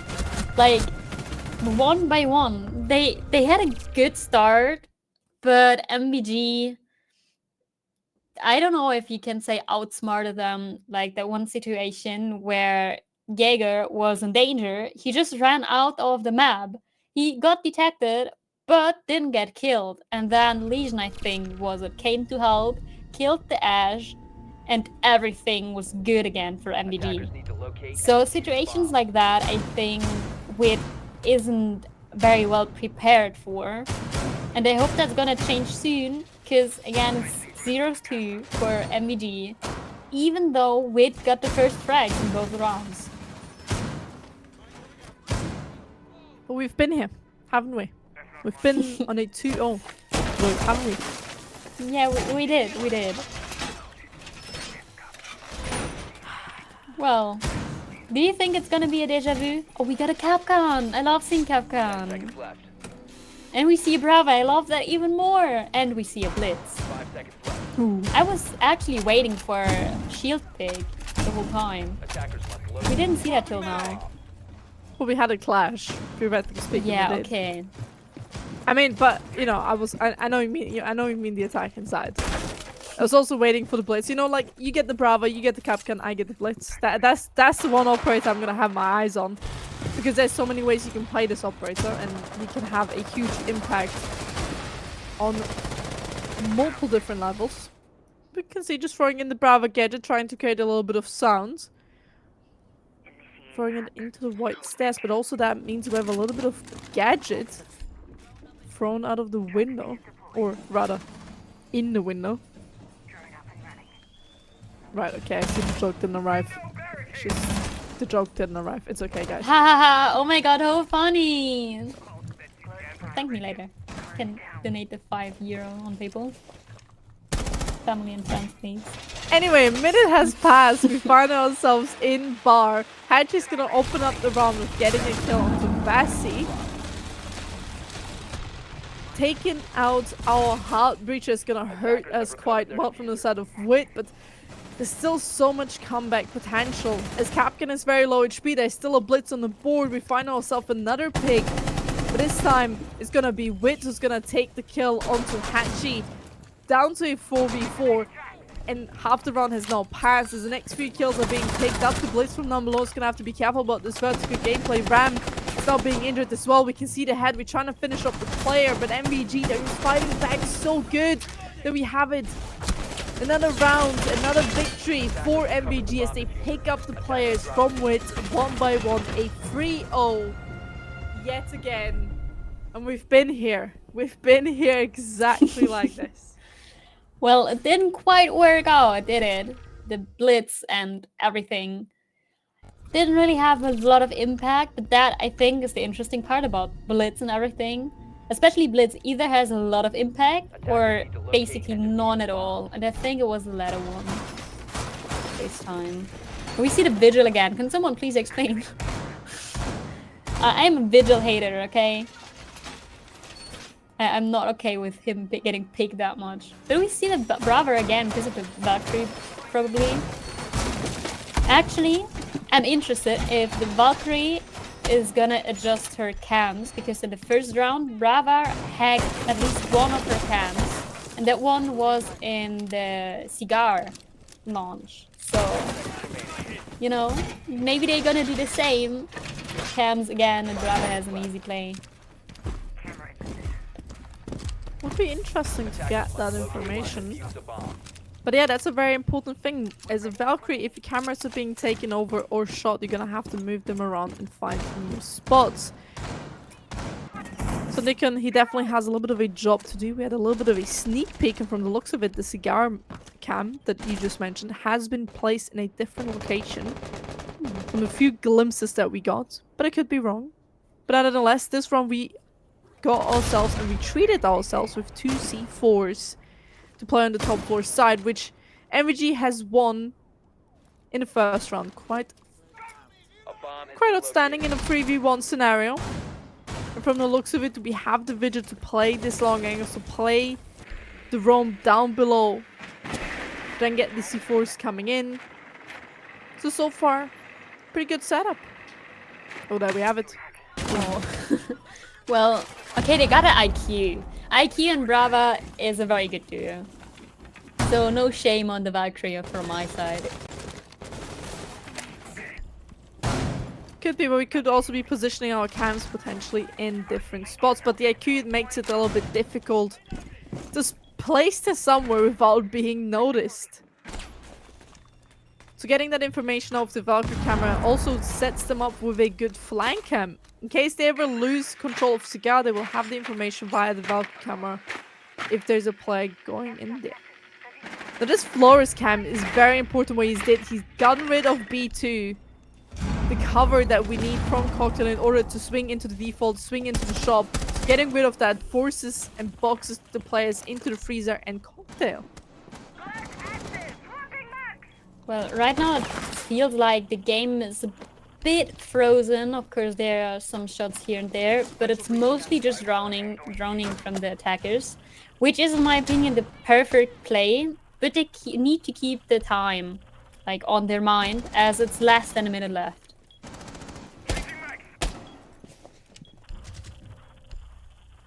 4v4 in the last 45 seconds. WiT, they definitely need to make an entry soon here. To not get themselves onto the bomb side, using the smokes as cover to push forward close and steady. We could be seeing a little bit of a cheeky play, but the cover from the teammate C4 comes out, drop comes in with the trade. We need to be careful. There's one more player in Cocktail, taking a little bit of damage in a 2v3 scenario. Beautifully killed. Blacklist finds himself another pick, finds himself also in low HP, but the teammate saves the day with killing another player. It's all up to Justin, a 1v2 to kill these two players and make sure that WiT does not have a comeback on the round. Swinging around the corner, and victory for the attackers, picking off one of the defender rounds from MVG. And I could say it again. We've been here, Void. We've been here. It's literally copy and paste between those two maps. till now at least. I'm still unsure who's gonna take it because in the end we saw what happened on Clubhouse. So I don't want to say MVG is gonna take it because I do believe MVG is better at refragging, especially right now on this map. But at the same time, I don't know. I don't know. WiT is just, they have so much comeback potential, you know? So it's hard. It's so hard for me to predict. Do you have like an early prediction who's gonna take it or not? Listen, WiT has taken over my heart. I'm just gonna say WiT takes it. Okay, No. brave. Jokes aside, obviously a little bit brave, but we've seen it in the first map that it doesn't really matter where MVG stands. WiT's is not gonna give up, especially now with the boost of having the first map secured for themselves. It's gonna push them a little bit. We can see a little bit of a cheeky spawn pick also coming through. We're just waiting for these plays. Oh, but we need to wait a little bit longer. A little bit longer. We know that. Be patient sometimes. It's okay. Because the spawn pick is always risky. Could have also bitten back a little bit if he would have died there. But I'm just gonna, as I said, I'm just gonna lean out the window and say that they have a good chance to have a comeback. They seem promising, especially on attack. They try to work on the mistakes they've done previously to then improve these points. And we saw it in the last round, covering each other, having the information, using every utility they have to give themselves as much advantage as they can, which just sets them up for potentially many more rounds to take. But also Hachi could be quite dangerous. He can just secure himself here a kill, and it's exactly what he's gonna do. He's also gonna find Bassi, the Heartbreacher. That means Cigar is gonna be closed for a while. They can't even open it up anymore. Hachi's still on the dock. I don't know, did he ever play something else in that matchup? Oh no, that's unfortunate. That's very unfortunate. Shinji just got disconnected from the game. I believe he was dead already, so could have been worse. But at the same time, that screams like for another pause, unfortunately. We only had so many already. Well, that's the game as a caster. Sometimes you're just gonna have to wait and see what happens. But I don't believe Hachi's ever played anything else besides the dog. I mean, there's a reason why it is his most picked operator. But he also has performed with that operator, so he's allowed to pick him. A minute has left now in this round. 3v4 scenario, so you can see a little bit of a stalemate. WiT is not quite doing too much. They were just waiting, playing the clock a little bit, but unfortunately they are the attacking team. They're gonna have to make an entry soon. Gonna have to make that force. Spikeblitz now finds the opening picker. Secures himself a kill, bringing it back down to a 3v3 scenario. And they're setting themselves up for a good victory here. If they can get themselves another kill, that would lead for a good end as Hachi now picks up a kill to the side of MVG. A few more bullets are coming through. We know there's a player on the white stairs. Gonna have to be careful because WiT, they're not ready to slow down, but Hachi here on the triple kill could make it to a quad kill if we're not careful, and exactly that's going to happen. A quad for Hachi and 4 rounds for MVG. Seeing the timeout, like the tactical timeout right now from MVG, I don't know, are they being nice? Are they giving them time to reconnect, or are they actually trying to discuss something right now? That's a mystery to me. What do you think it is? I mean, if you're 1-4 up and you've lost the other map while also being 1-4 up and then moving up to a 6-3 and then 6-6, losing it 8-7, I do think it's a good time, maybe a little bit too early for MVG to pick here a tactical timeout and to talk about what's actually going on, because I do believe they have high potentials, but the attacking side is the more problem on Cafe, and they're not right now on the defense. It could be a little bit early, but on the other hand, you want to discuss it early because you've just lost a map where you had the match point on a 6-3, where you were on a 4-2 roll swap on the attack. So a lot of favors. So I do think there's a point where this is good, but I also believe this might be a little bit too early. Especially if you maybe consider that Hachi right now is on fire with his dog. He has currently 8 kills and 3 deaths only. So the second he starts to lag a bit, it might turn tables already. So I don't know if Hachi really is that key player right now to the 1-4 lead, but he's definitely a very important chunk of that 1-4 lead. It is. Unfortunately, guys, this is taking a little bit longer than expected. There's a few issues going on. The tag break is just going to be extended. And before we yap and before we say what's going on, I would say we throw you guys on a quick little break and hopefully we'll be back soon with the game. So don't run away. It's still 4-1. And just stay here. Maybe get yourself something to drink, maybe a little bit of popcorn. That's enough what you need because this could be the end, a 2-0, or we might see a third map. So you want to stay hydrated, you want to stay occupied when we continue. So we'll be back soon.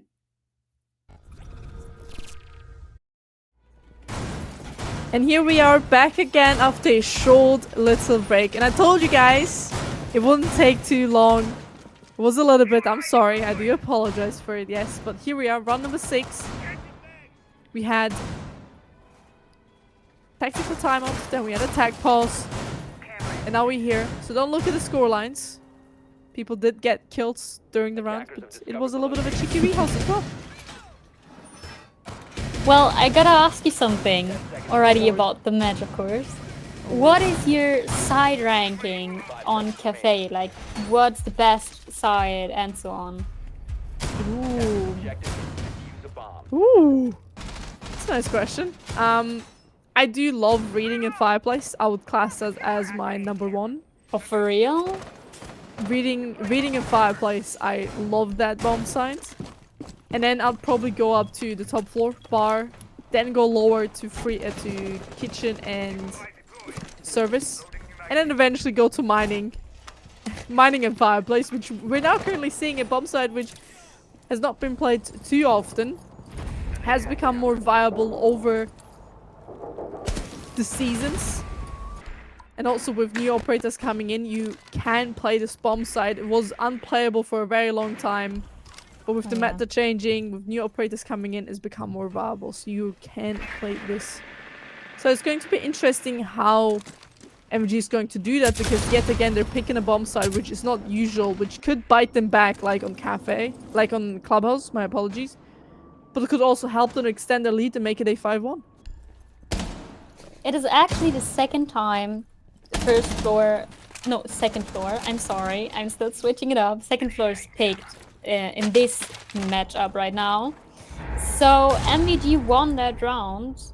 And MVG got their first frag with ANA throwing out the C4. At least one of the 2 C4s got a hit as Valkyrie's C4 was thrown outside, not really hitting anything before getting destroyed. But I am very surprised by you saying first floor is not as good. Because I was about to say, I'm surprised we are not going on first floor as ANA gets a double kill just like that. It's already the map advantage by a lot. 2 players is half the team.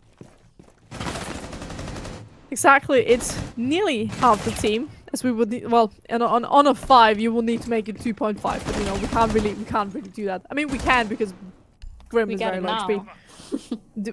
Grim is very large P, so I do have to agree with you. But we have a lot of information here from the side of MVG. They could be using this particular advantage to extend the lead even more as we pick up 2 more kills. Triple kill for him and make it a flawless one on top.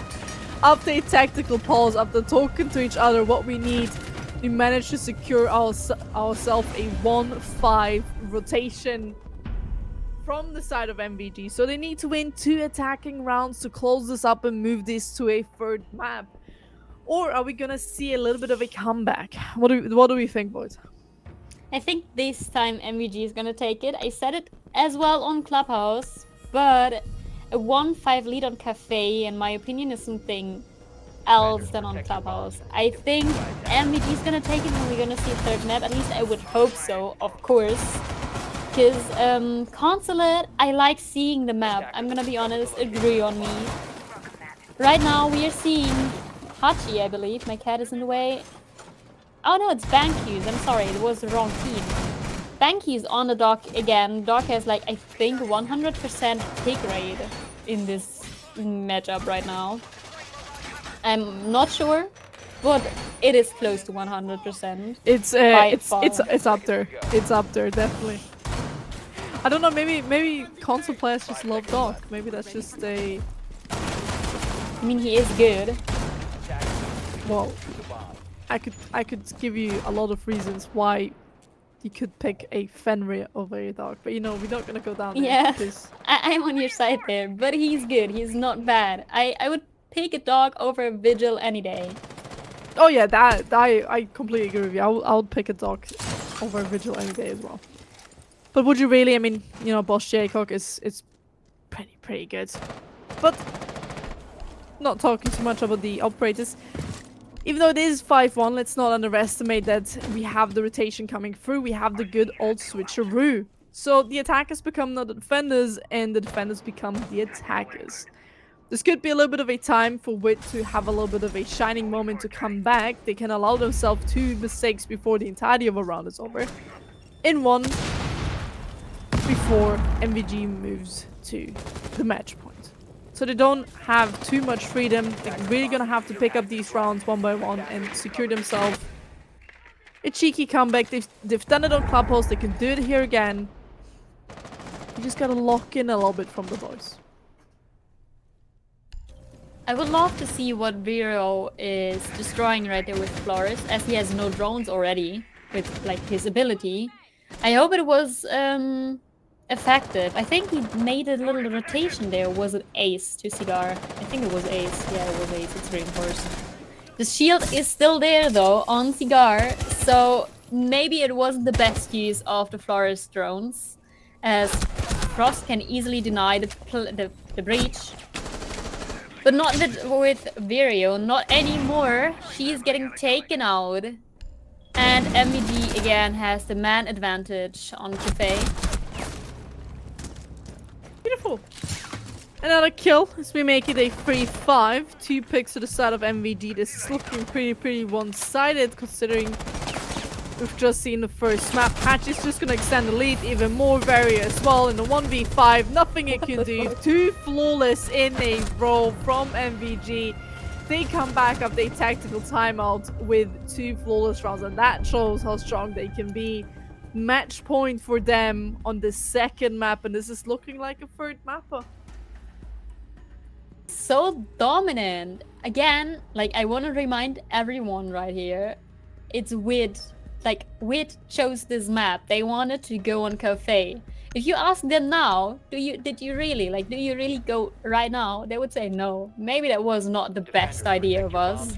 Because MVG is just rolling over them, even in attack. Even though Cafe again is defense-sided, even in attack, MVG is just rolling over them and taking it all. With flawless rounds, first frags, they take everything. But we see first floor again. Finally, we see kitchen and a Tachanka. The Lord, just as smoke, so they don't want the attackers to take as much area than before. And we get an Echo. Do you think the Echo is gonna have a lot of impact right now, considering the fact that, you know, MVG just rolled over them, taking everyone in their way, making Echo maybe dying too fast? It's definitely going to be interesting. Echo could have a big impact on this round. But here again, you're 1-6 down. You're in a really tough position. Even though you should never give up. If we go back to the point with mentality, you should never give up. Even though you're 1-6 down, you can have that comeback. And on top of that, the Echo could stay alive for a very long time, especially his little drones, because there is no IQ in the round.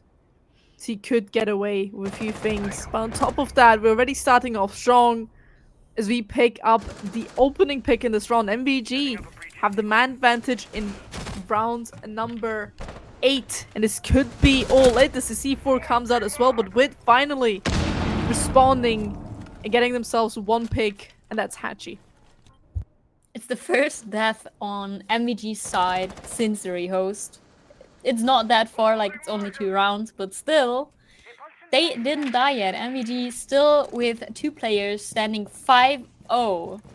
Okay, 5-0. They didn't even, I don't know, hit anything of those players.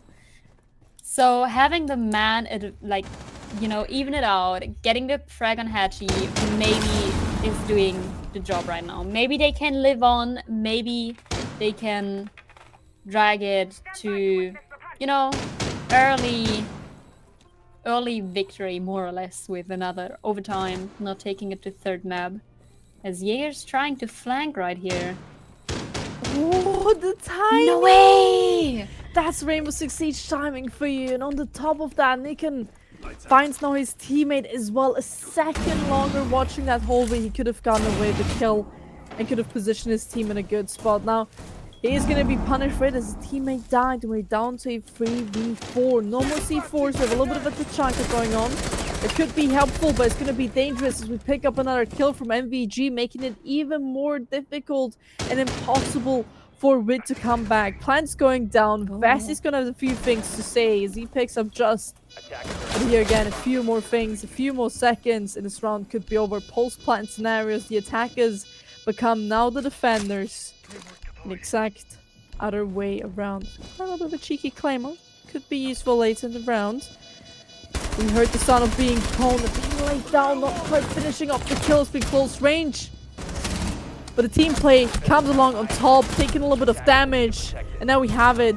MVG pushing us to a third map at the end. As they make it a clean 7-1. And we're going to be seeing a consulate all the way to a third map. I'm very excited again to see that map. I love seeing it played. I love playing it myself, actually. It's just a refreshing thing to look at. But before we go there, I'm gonna take it from you this time. We are gonna go to a quick break. Grab yourself something to drink and popcorn, as Dianic says. We're gonna be right back with Consulate, with the third map, with the last map of today. Stay tuned.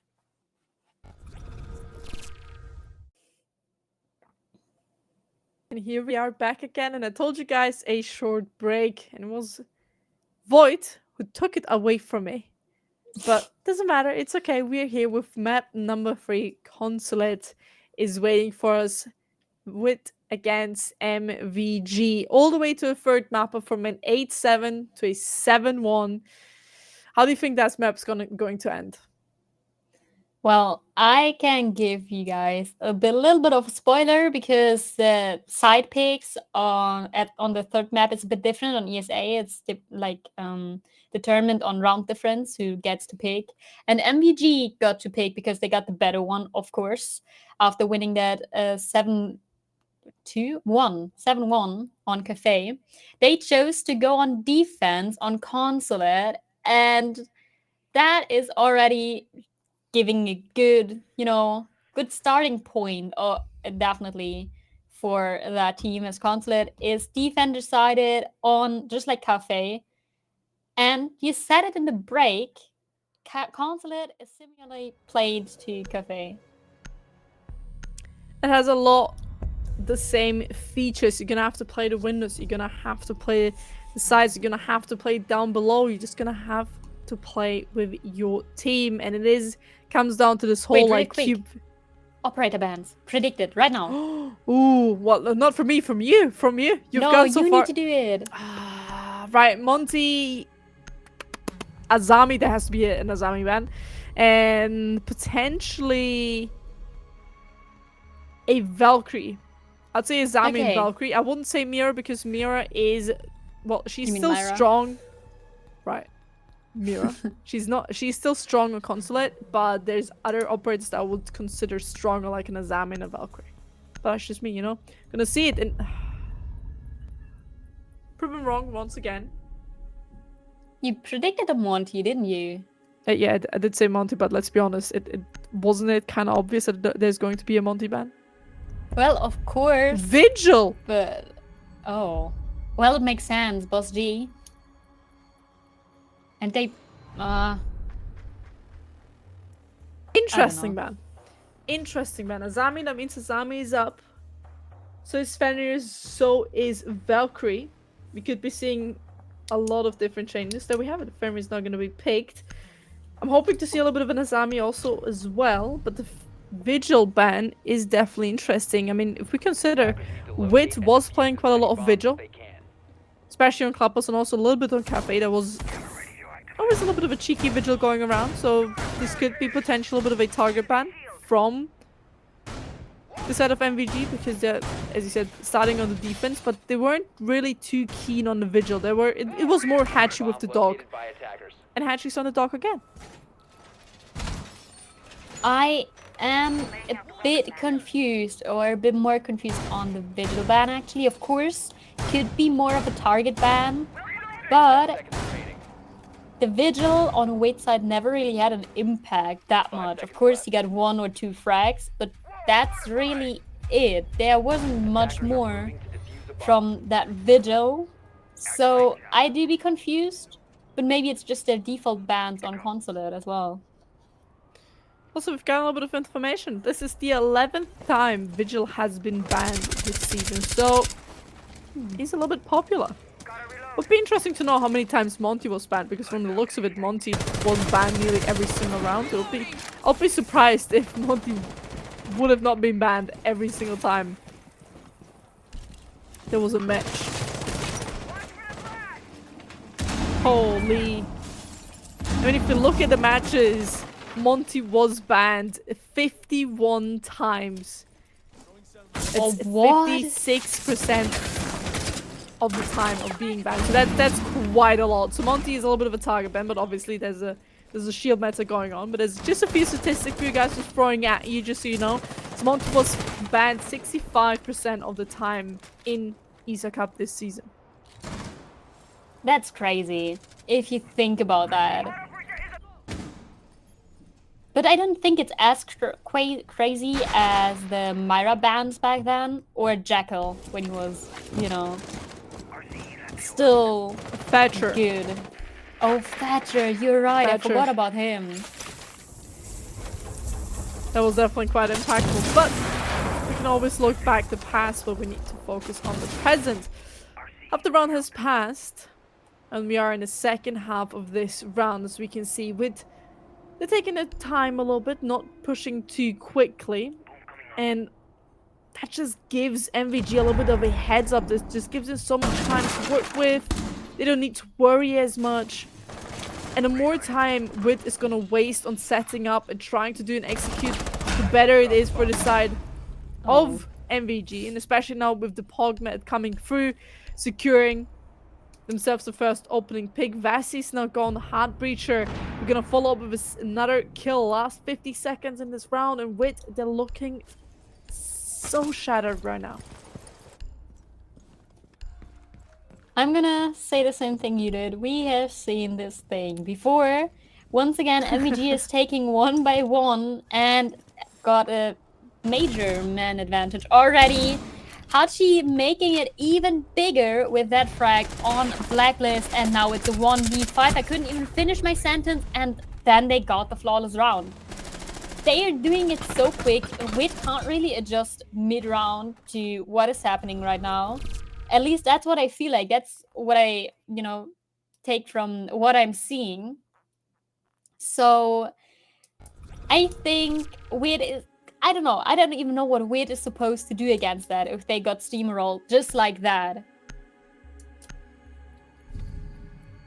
We do see the split side though. And I love seeing split sides. They are rare. They're even, you know, they don't get picked that often. But I don't think the Consulate split side is as bad as it used to be, at least. What do you think? Oh, the Consulate split side, it's just... It was the first split side I was ever in competitive pool. And I was always so happy to see, but it was really terrible to play. There was no way you ever play that. Obviously, there were a few cheeky plays in that got yourself a few rounds, especially in Pro League. If nobody was attacking that, then you just whip out the complete strat, then you're gonna get that defense win. But this split side's definitely way more playable. It is difficult to play, And I do believe it has a lower percentage of winning for the defense. I could be wrong there, I don't know the exact stats, but I've seen it way more often being won by the attacking side than by the defense. So it's better. Not the best as it could be, but I do gonna have to agree with you. I do love a good split side as well. We're seeing a pulse right now, so they are maybe expecting WiT to attack the first floor, which I personally always do. I try to plant there. But a pulse like that always counters players like me. Maybe WiT are players like me, so that would be perfect. But we also see a Brava, which is, in my opinion, a bit of a wasted pick, as they don't really have anything to hack besides the Maestro cams and default cams, of course. Maestro cams are very strong to have them in your possession, but maybe a different pick would have been better, especially if they don't know where the cams are. And just like that, one drone is already gone. Brava drones, who said it a map before, or two, that they are easily destroyable. So you gotta know where you wanna be. As Buck and Maverick are trying to open up that wall and getting the first frag, Shinji picking out Amy. Thanks to that Maverick hole, good teamwork right there, and just like that, they're getting the first frag.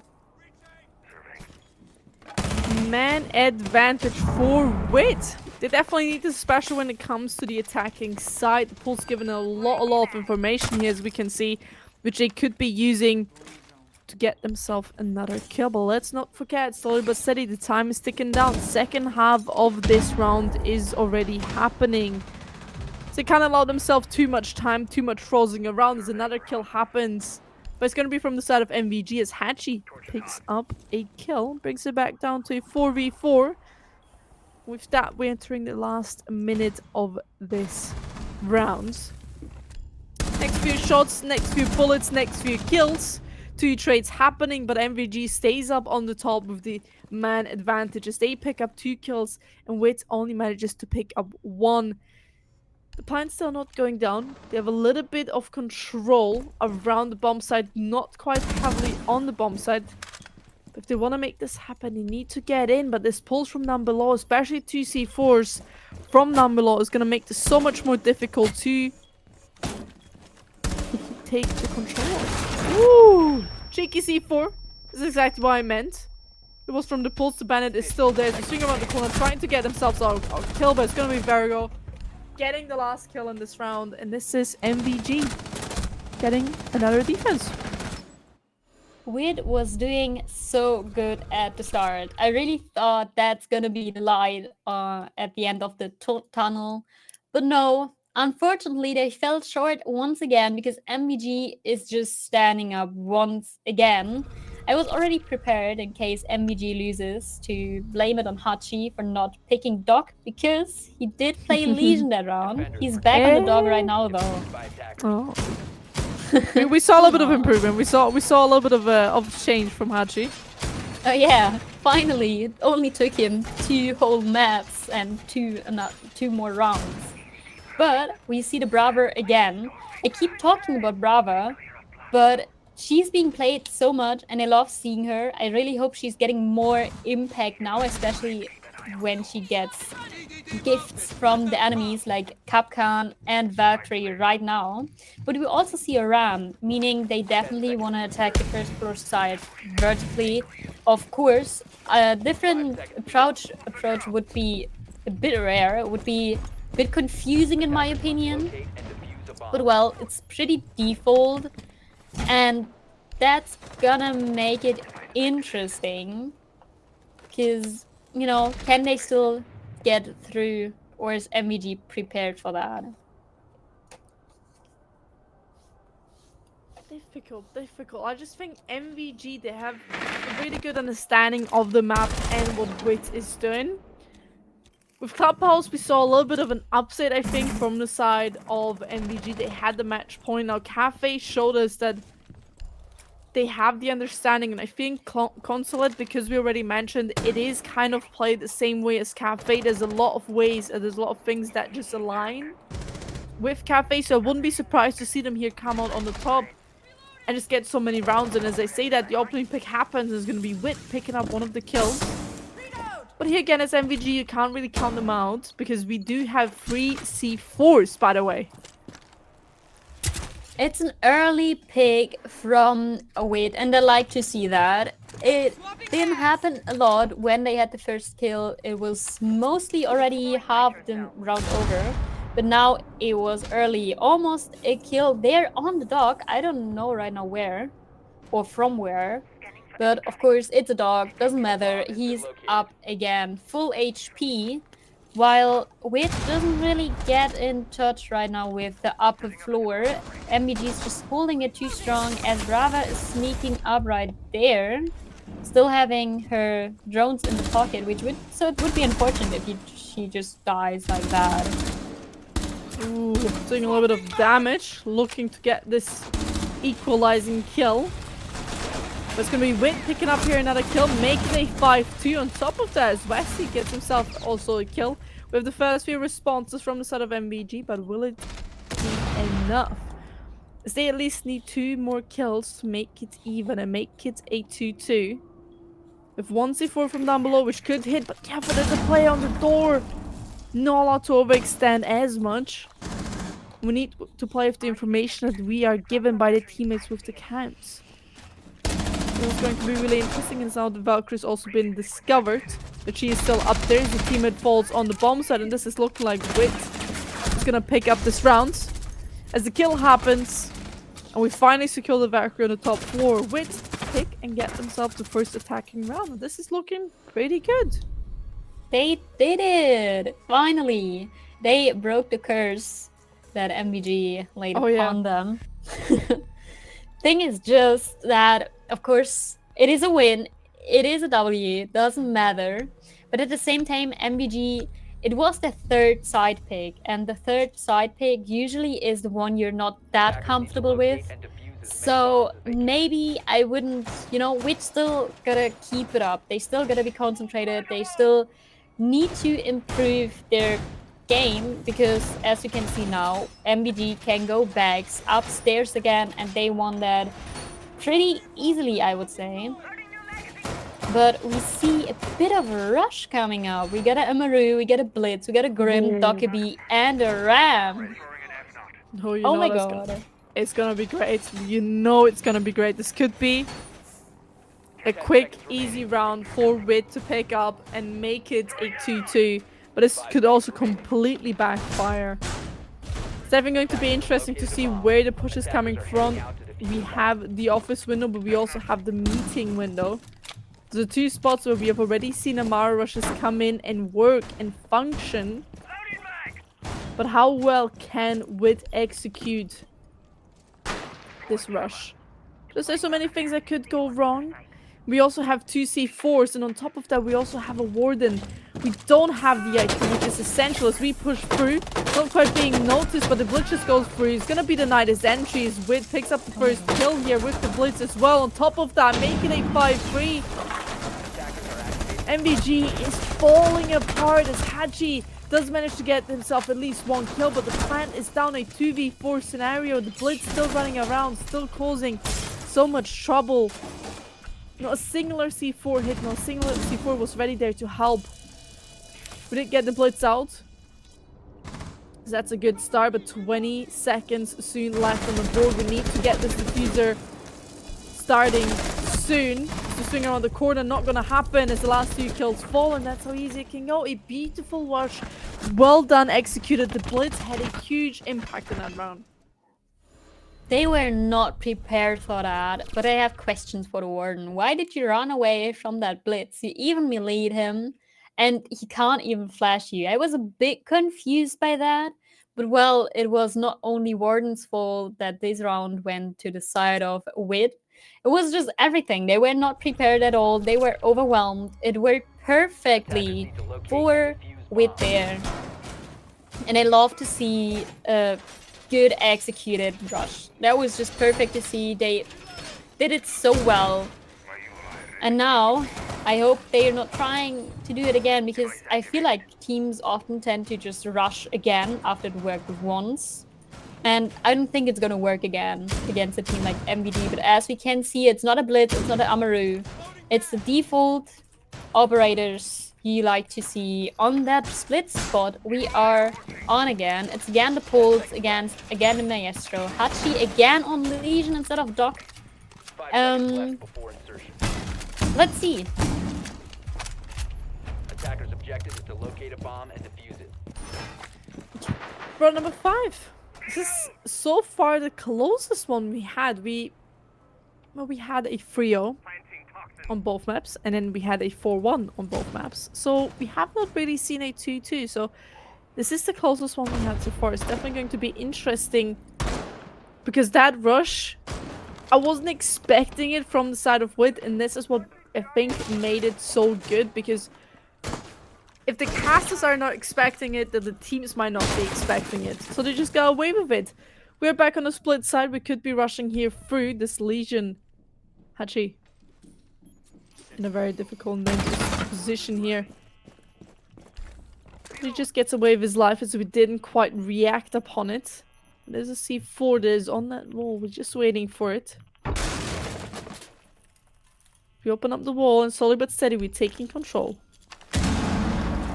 It is once again a Maverick and Sledge Dream Team we saw before. Right now, they're not getting that early pick they did before, but they're preparing it again. With that little line of sight. The Pulse in full control though. He knows where they are, how many, and what they're doing. So, I don't know if they're aware of that. Or if they're feeling too safe. They definitely could feel a little bit too safe here. But it is the splits at the end of the day. They only need one of the two sides in order to make a big impact.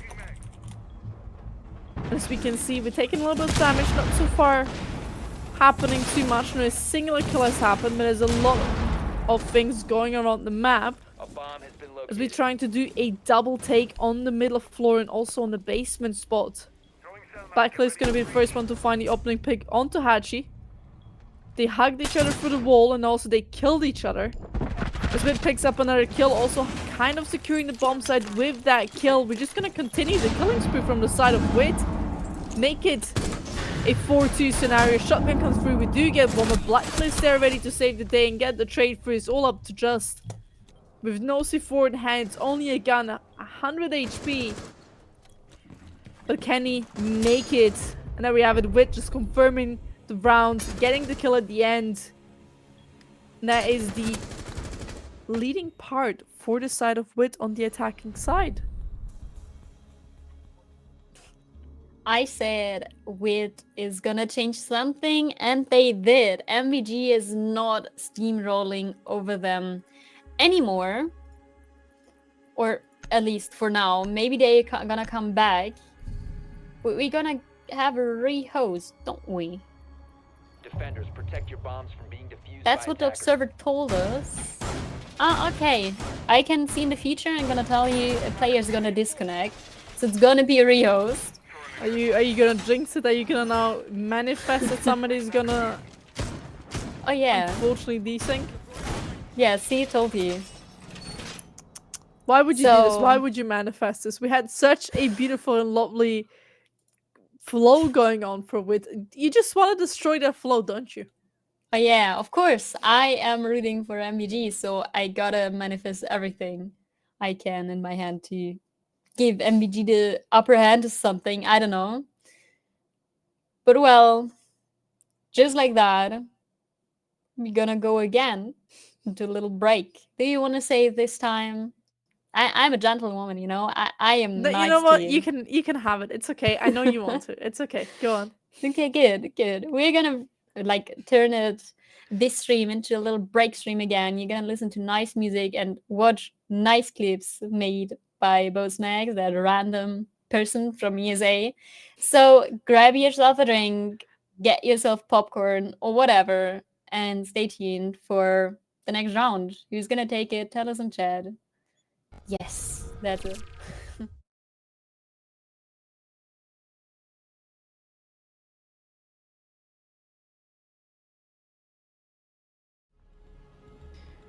Welcome back. After a short little break, we're back in the game to say quick little rehost.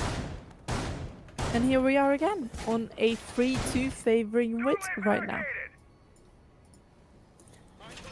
Well, we are again on second floor, which they won once and lost once.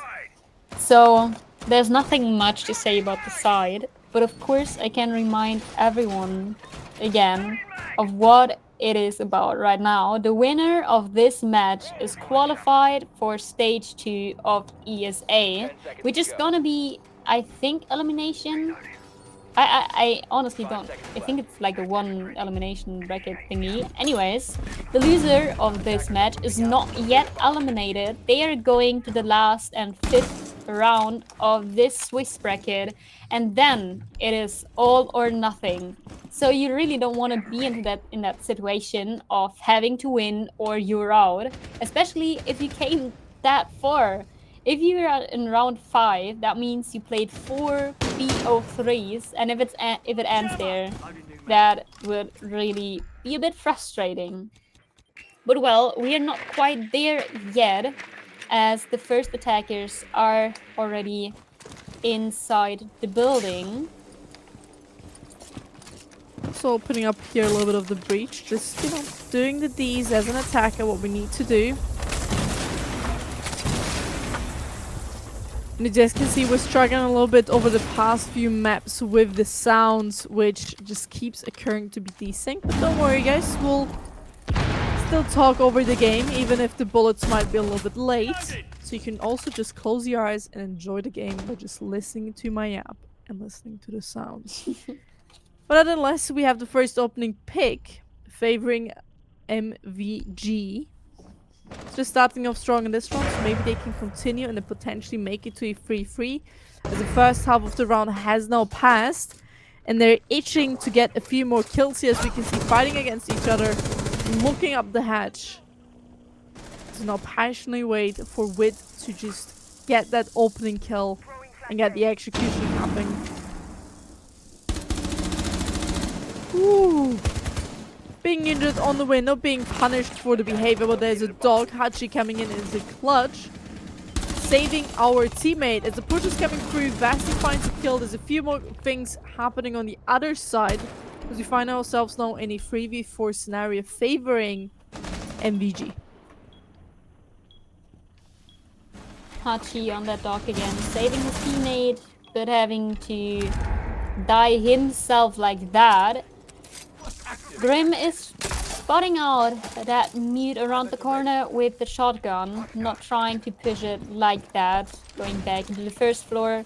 Everyone kind of rotating right now, not really wanting to keep where they were, and Blacklist, with that vertical play from below, is getting rid of the mute on the other side. That is risky. Ace just rappelling in. It's not only the Fenrir who would have been a problem for him, it's also the Frostmad laying behind him. But just like that, the diffuser's in the hands of the opponent, and you really don't want that as an attacker. In a 1v3 scenario, 2 seconds left. Not much you can do from the side of WiT as MVG take the round and move forward with a victory. Now, this is the first time in between these two teams we've seen a 3-3 split. That's actually true. It's a neutral split for the first time. Well, okay. Okay. I didn't really expect that. Consulate, defense side, and so on. And MVG winning the last map 7-1. I thought the mentality is gonna be so high and so low on the other side that it would be a bit more, you know, one-sided. But no, WiT is not giving up, and that's what I like to see. Different than MVG, they're going on second floor, of course, but not bringing the Frost for that default plant position. They are bringing the Goyo, which needs a bit more of a risky situation, as someone has to peek more or less to detonate that Goyo charge thingy. So let's see if that's gonna work out. Okay, I was scared for the clean feed for a second, but it's all good. The audio just got synced again. At least I hope so. Fortunately, guys, you're actually gonna have now quality on the stream. I know, right, obsessed. That unless we have 3 C4s from the side of WiT, which they could be using for the advantage, but we've seen how strong MVG could be on the attack, especially on the past 2 maps. They always shined a little bit on the attack. So this map could be over sooner than later, but it also could be, you know, WiT picking up here a few rounds, and we're looking here forward to a cheeky spawn pick, and we're just waiting for the repel, and we could be punished here pretty easily, and we will be. Exposed. Beautiful spawn pick coming along, getting the kill, reinforcing off, and then now just walking away, killing also the hull breacher as well. Now that is going to hurt. Just like that, the walls are getting staying closed. Thatcher, they got a Thatcher, can get rid of the kite thingy, but it's not gonna work as ESA is playing vertical. That little hole up there is gonna end deadly for Virio on that Twitch. So MVG's manpower is getting thinned out step by step. Man by man by WiT, which is a great start for their defense.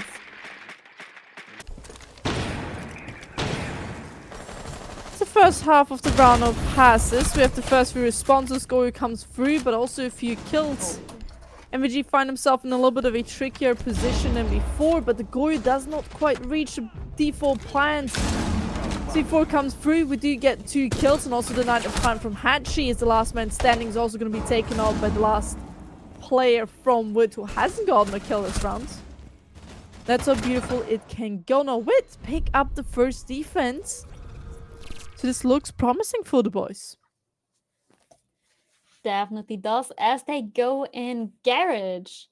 Actually, MVG didn't go there themselves, so that's a brand new side for us in this matchup.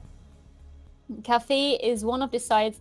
It's Defenders, hard protect your bombs from being to defused by defend, but attackers. only if the attackers are attacking, right? And we can see the Thatchers switching Bomb to located by Ram. attackers. Let's see if he stays like that when they know where the side actually is. But we see again a Scopos, so there's gonna be a roam game definitely. Would be a waste if Scopos isn't roaming at least for a split second in a round. Again, I'm still waiting for that high IQ Scopos play. It still didn't happen. Scopos robot or Scopos herself died very quick.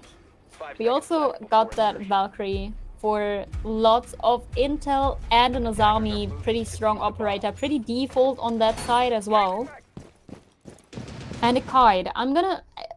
I'm interested to see if he's gonna be active as Scopos tries to get that early sneaky spawn peek kill, but no one spawned there. No one's gonna be picked off from that spot. As Ace and Maverick don't really seem to care much right now about the main breach, rather want to get that little, what's it called, emergency exit breach, I think. It's new. That's all we can say. It's a new addition to the map. Opening up a whole little bit with Maverick trying to play the vertical gameplay. Hachi is gonna find himself here the opening pick in this round. Beautifully done, beautifully designed. He knew exactly what's going to happen. So he read the enemy like a book, you could say. As we pre-place a few things, C4 comes out, it's not gonna find anyone. A little bit later and we could have gotten ourselves a cheeky little kill. A minute has now passed in the round, and so far, besides the opening pick, it has been rather quiet. So MVG are not playing as aggressive as we are used to see them. They're playing a little bit more further back and just playing with the time, as now we open up the main breach, and if there would be information, they would know that they could just walk on side, because there's no one from the side of WiT right now who could defend this push. We do have a little bit of a Scopus now back on side, but he's gonna have to be careful because he's standing in a wide opening. And from the looks of it, he does want to go away a little bit. As we have the first few defenders retrieving back to side, MVG finds himself a kill. Naked double on top of that in a 2v4. They're looking rather shaky. Hachi with a triple kill on the board. So up to Wasi But I think it's gonna be a quad. It's gonna be the night though. Attackers activating diffuser. I want to see post-plant Defenders have located scenario. the diffuser. WiT's gonna have it a little bit more difficult. We do have the information from the Valkyrie cameras. Flashbangs come through. A little bit of time is gonna be wasted. But there's so many enemies, so little amount of time that we have in order to kill and get every single individual kill plus the fuse as MVG pick up the ground and push up to another 4-4. It keeps getting equaled out as actually WiT is choosing Cafe again. I don't know if that's really the play. I don't know if the other sides would work better. Attackers need to locate and But defuse bombs. they got a tuber out this time. Probably because they realized if Kite is gone The so location quick of a bomb. and the breach is open, that side has fallen unless you're playing it vertically, which didn't really happen. We only had like the Scopus upstairs, I think, and the Valkyrie who got drowned out at the end. So the Tuberao is gonna delay that breach at least for a bit, if he doesn't die as big as the Kite, of course. So double reinforcing that breach is not a bad idea unless MVG is trying to attack from behind this time. The window's already open. Are they trying to jump out? What is the plan there? No one's there anymore. They just opened it. Maybe they tried to do a little bit of a cheeky spawn pick. Maybe they're trying to confuse the enemies. They Little things confused that me, could that's for sure. Well, they confuse the casters, so it means they need to confuse the enemies. You know, that's just a simple rule. But we have the hedges. We've got the hedges of what we need. And the window's open for a C4 from down below. But here again, you gotta be careful with this. Because as soon as somebody repels upside down, you're gonna be punished for this. So we're just waiting. The C4 is gonna be retreated. Oh no. Because we waited for it for so long when nobody actually showed interest. But there's one player, he's just waiting for it. He waits to be taken out by that C4 as we use our nades to open up the hedge. So our two nades gone from the IQ. We are again on the basement spot from the side of MVG.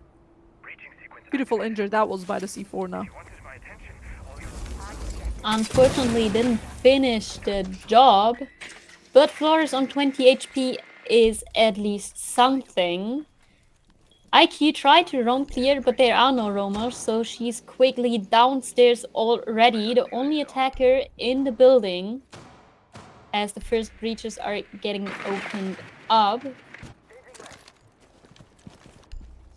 No pick did happen yet. It's still a 5v5 with 1 minute 20 on the clock, and they jinxed it. Shinji disconnected, and Hachi getting the basically first frag, turning it into 3v5. A tricky position to the side of WiT.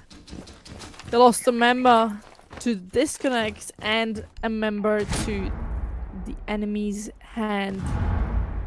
In the last 50 seconds, they definitely need to hurry up, hoping to get the next 2 kills into their possession in order to at least equalize it and have a good chance on the next round. It's just going to be so difficult to do that, as they're taking so much damage from these attackers.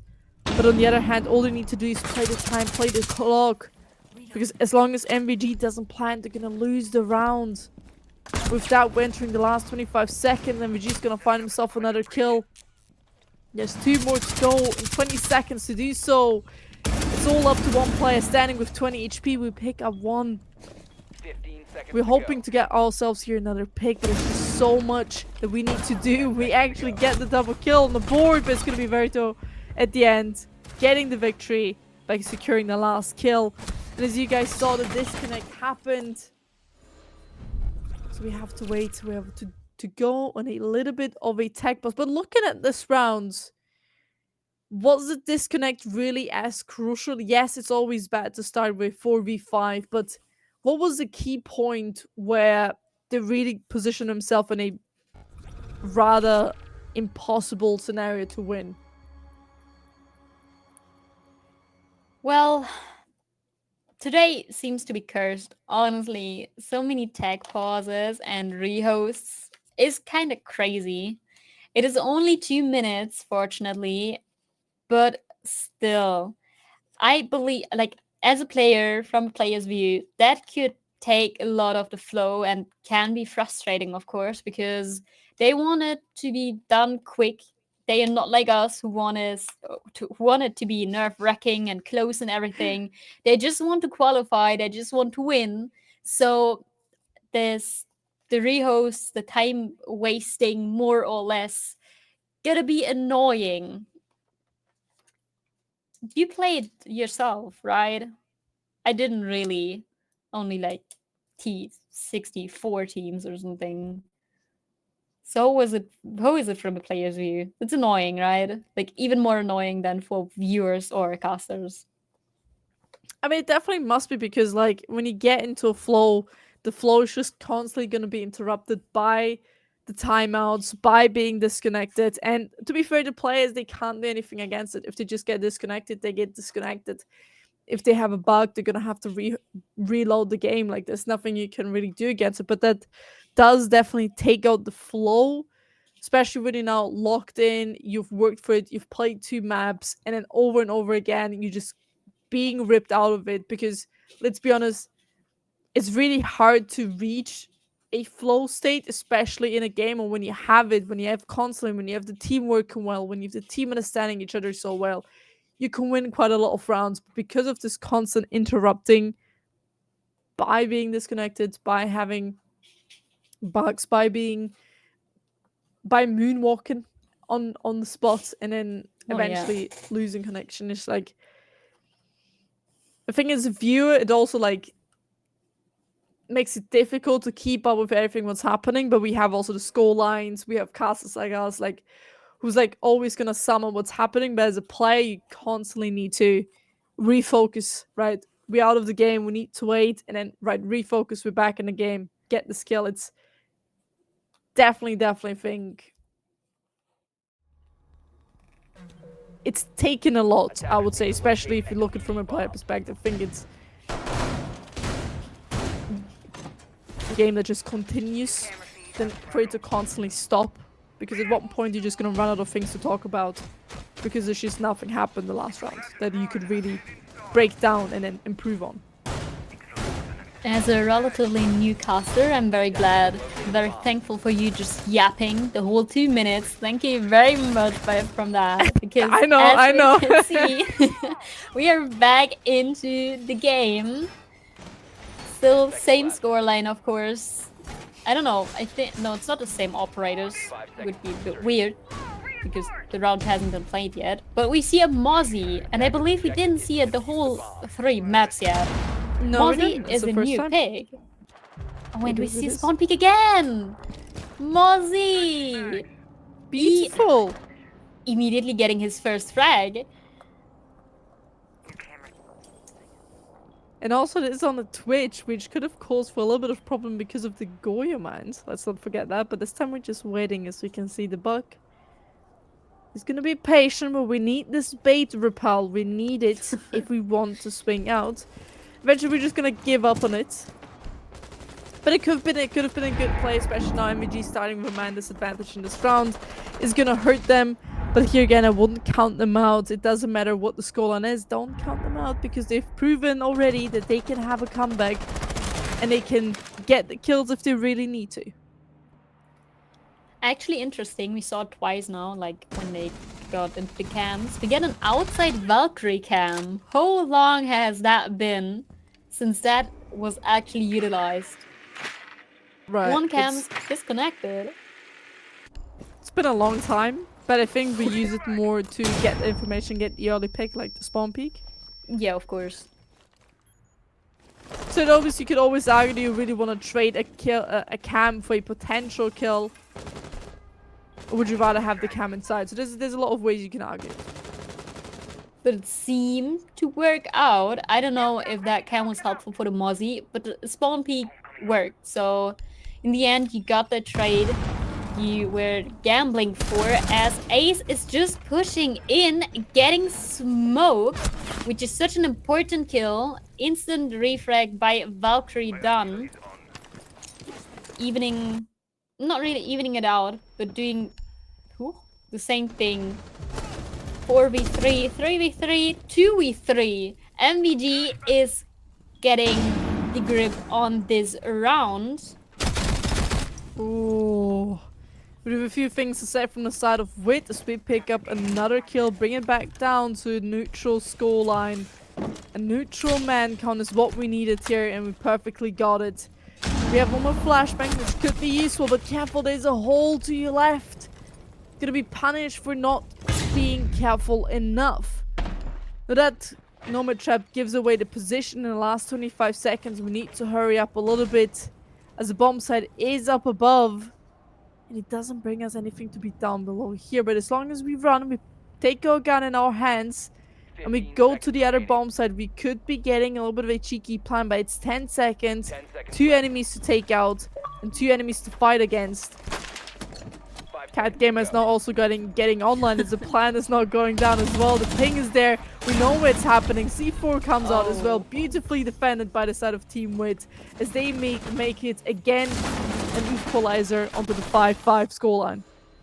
For a second, I thought Nomad might be able to plan, seeing how Valkyrie didn't hit her through the wall. But, well, we are going back to the split spot servers and tellers with the Puggles and Maestro and the Valkyrie. They got a lot of intel. Attackers So need to I locate really and hope we are defuse seeing bombs. lots of C4 kills. We got 3 of them. And I hope all of them are getting utilized for some cheeky kills, you know? Are you a little bit of a C4 gamer? No. I'm like a support player. I'm busy tricking every wall I can. You know? Being the good bandit tricker that you are. Yeah. We Are haven't seen too many you? of the bandit tricks besides the first map. Yeah, it makes me sad. But I get it though. In comp, I think Attackers it's have located a more or bomb. less useless. Like you need that gun 5 seconds instead to go. of someone who's more or less AFK in a corner. Attackers are heading out to defuse a bomb. It really depends. Like, a bandit trick can be quite crucial for the rounds. I Yeah. won't say it's quite useless, but it really, there again, if you do too long, if you're too risky with it, you can lose your life and then you lose again. So you also have a point in that.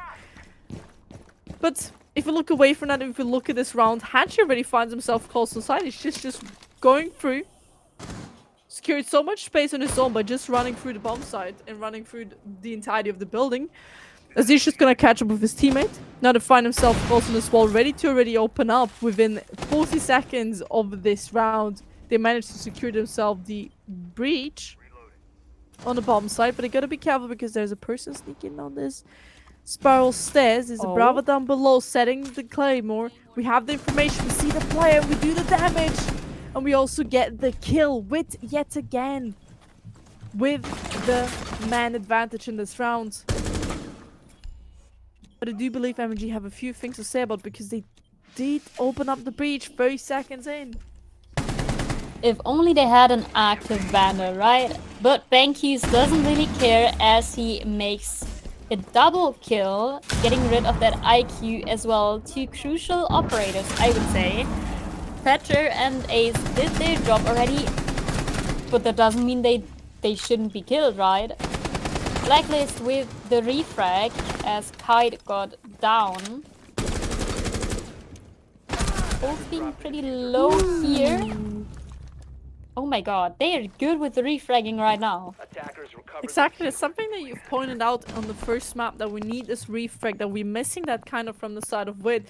Well, I had to break it to you, they've completely changed your expectation. They've changed that and they want to make it better. This round was beautifully shown how refrags can be so important and can completely flip an entirety of a round upside down. We still have 2 flashbangs, we still have the possibility to do so, but let's be honest, with the Master cameras, with still a C4 in hand, with the Valkyrie cameras, it's going to be so much more difficult for this player. And on top of that, we still have a pulse. So wherever he wants to plant is going to be nearly impossible. He's gonna have to go down with these 3 kills or plant on top of a desk. Now try to plant, get a little bit of damage from down below, swing around the stairs to at least try to do something. It's not gonna work out, and WiT pick up the match point. You said it, the match point. If they win this round, once again, they are qualified for Phase 2 of ESA Cup Season 9 and get a better chance of getting a potion of that, you know, prize pool. I think it's 2,000 euros. I'm unsure right now. But we see a tactical timeout by MVG, very needed right now. They were close to having the match point, and all of a sudden, WiT has it. The first match point in the round. MVG can only get that match win and map win in overtime. Oh, okay, it is confirmed it's 2,000 euro in total. The first place would get 1,300. So you really want that. At least in the top 3. You want to be in the top 3, and you get there by qualifying to Phase 2. There's a lot on the stakes here, as WiT goes down to the basement side once again. They played it once, they won it once. So that's an excellent choice for the potential last round of this match. Could be, but it could also be the overtime. And you know what?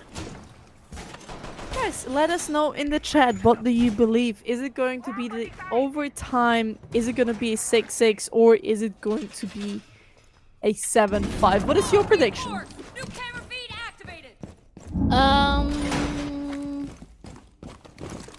I think MVG is gonna put up a fight and drags this into overtime, especially because, you know, I see that Maverick again. At the same time, it's hard to say because WiT is putting up such a good game right now. It's so hard for me to predict, honestly. What do you think? Actually, you should predict it so we can all point and laugh and you get it wrong. Right. This is not how it works. It's not how it works here. I just want to see a good match, and I think this last round, as you said, they're going back down to a bomb side which they have originally won. So MVG, they're really gonna have to fight all of it. If you win this last round, you push it to an overtime from the side of MVG. If WiT wins this, we would be seeing a 7-5. And it would be over. So it's really going to be coming down to the small things, to the small mistakes, to the small adaptations they make mid-rounds. If MVG is able to push this to an overtime to still stay and not to find themselves playing in round number 5, where they could potentially also be eliminated. Nice voice crack right there. But... Right. No need to do this to me. I'm always gonna do it to you every time we're gonna cast together now. I hope you're okay with that. You're not, but oh my god. Vessi! The Valkyrie cam came in clutch. Perfect free-play C4, perfect execution. Just like that, you're getting rid of the bug, meaning vertical play is gonna be hard. It's basically impossible right now. Wait, IQ doesn't even have soft breach charges. Just like that, vertical play is denied, meaning they need to attack directly. They knew about that, Melusia. I was scared for a second. But well, no need to. WiT is gonna take another one. Another kill, make it a 5-3. Is looking pretty rough to the side of MVG as they lose another player. Somebody's timing out. 2 people left the lobby in a 1v3 scenario. MVG is not looking too great as the players leave Hadji in a 1v3 scenario. He does kill 1. He could potentially still make it. It's 2 kills. He has kind of the information that there is somebody up above, but the MVG roster completely gave up. But I mean, if Hadji turns this around, it's gonna be a rehost. It was going to be a rehost. There's a swing around the corner. There's 2 people. right next to each other, waiting for this kill. 20 seconds. Plant's going down slowly but steady. He could be sticking this and then playing this post-plant scenario as the impact comes through, trying to get this kill. 10 seconds. 10 seconds It's to all go. he needs is 2 headshots in order to get this victory. Running past, but unfortunately, it's not going to happen as WiT pick up the last and final round. The victory, make it a 2-1 all the way to the third map, all the way to 15 rounds on the first map. It truly was a fight and a hard-won victory to the side of WiT, and that means they qualified to the playoffs. Yes, they did. I'm gonna be honest there. I was hoping a bit for Hachi to clutch it, just for that little yeah. walk of shame Yeah. back into the lobby.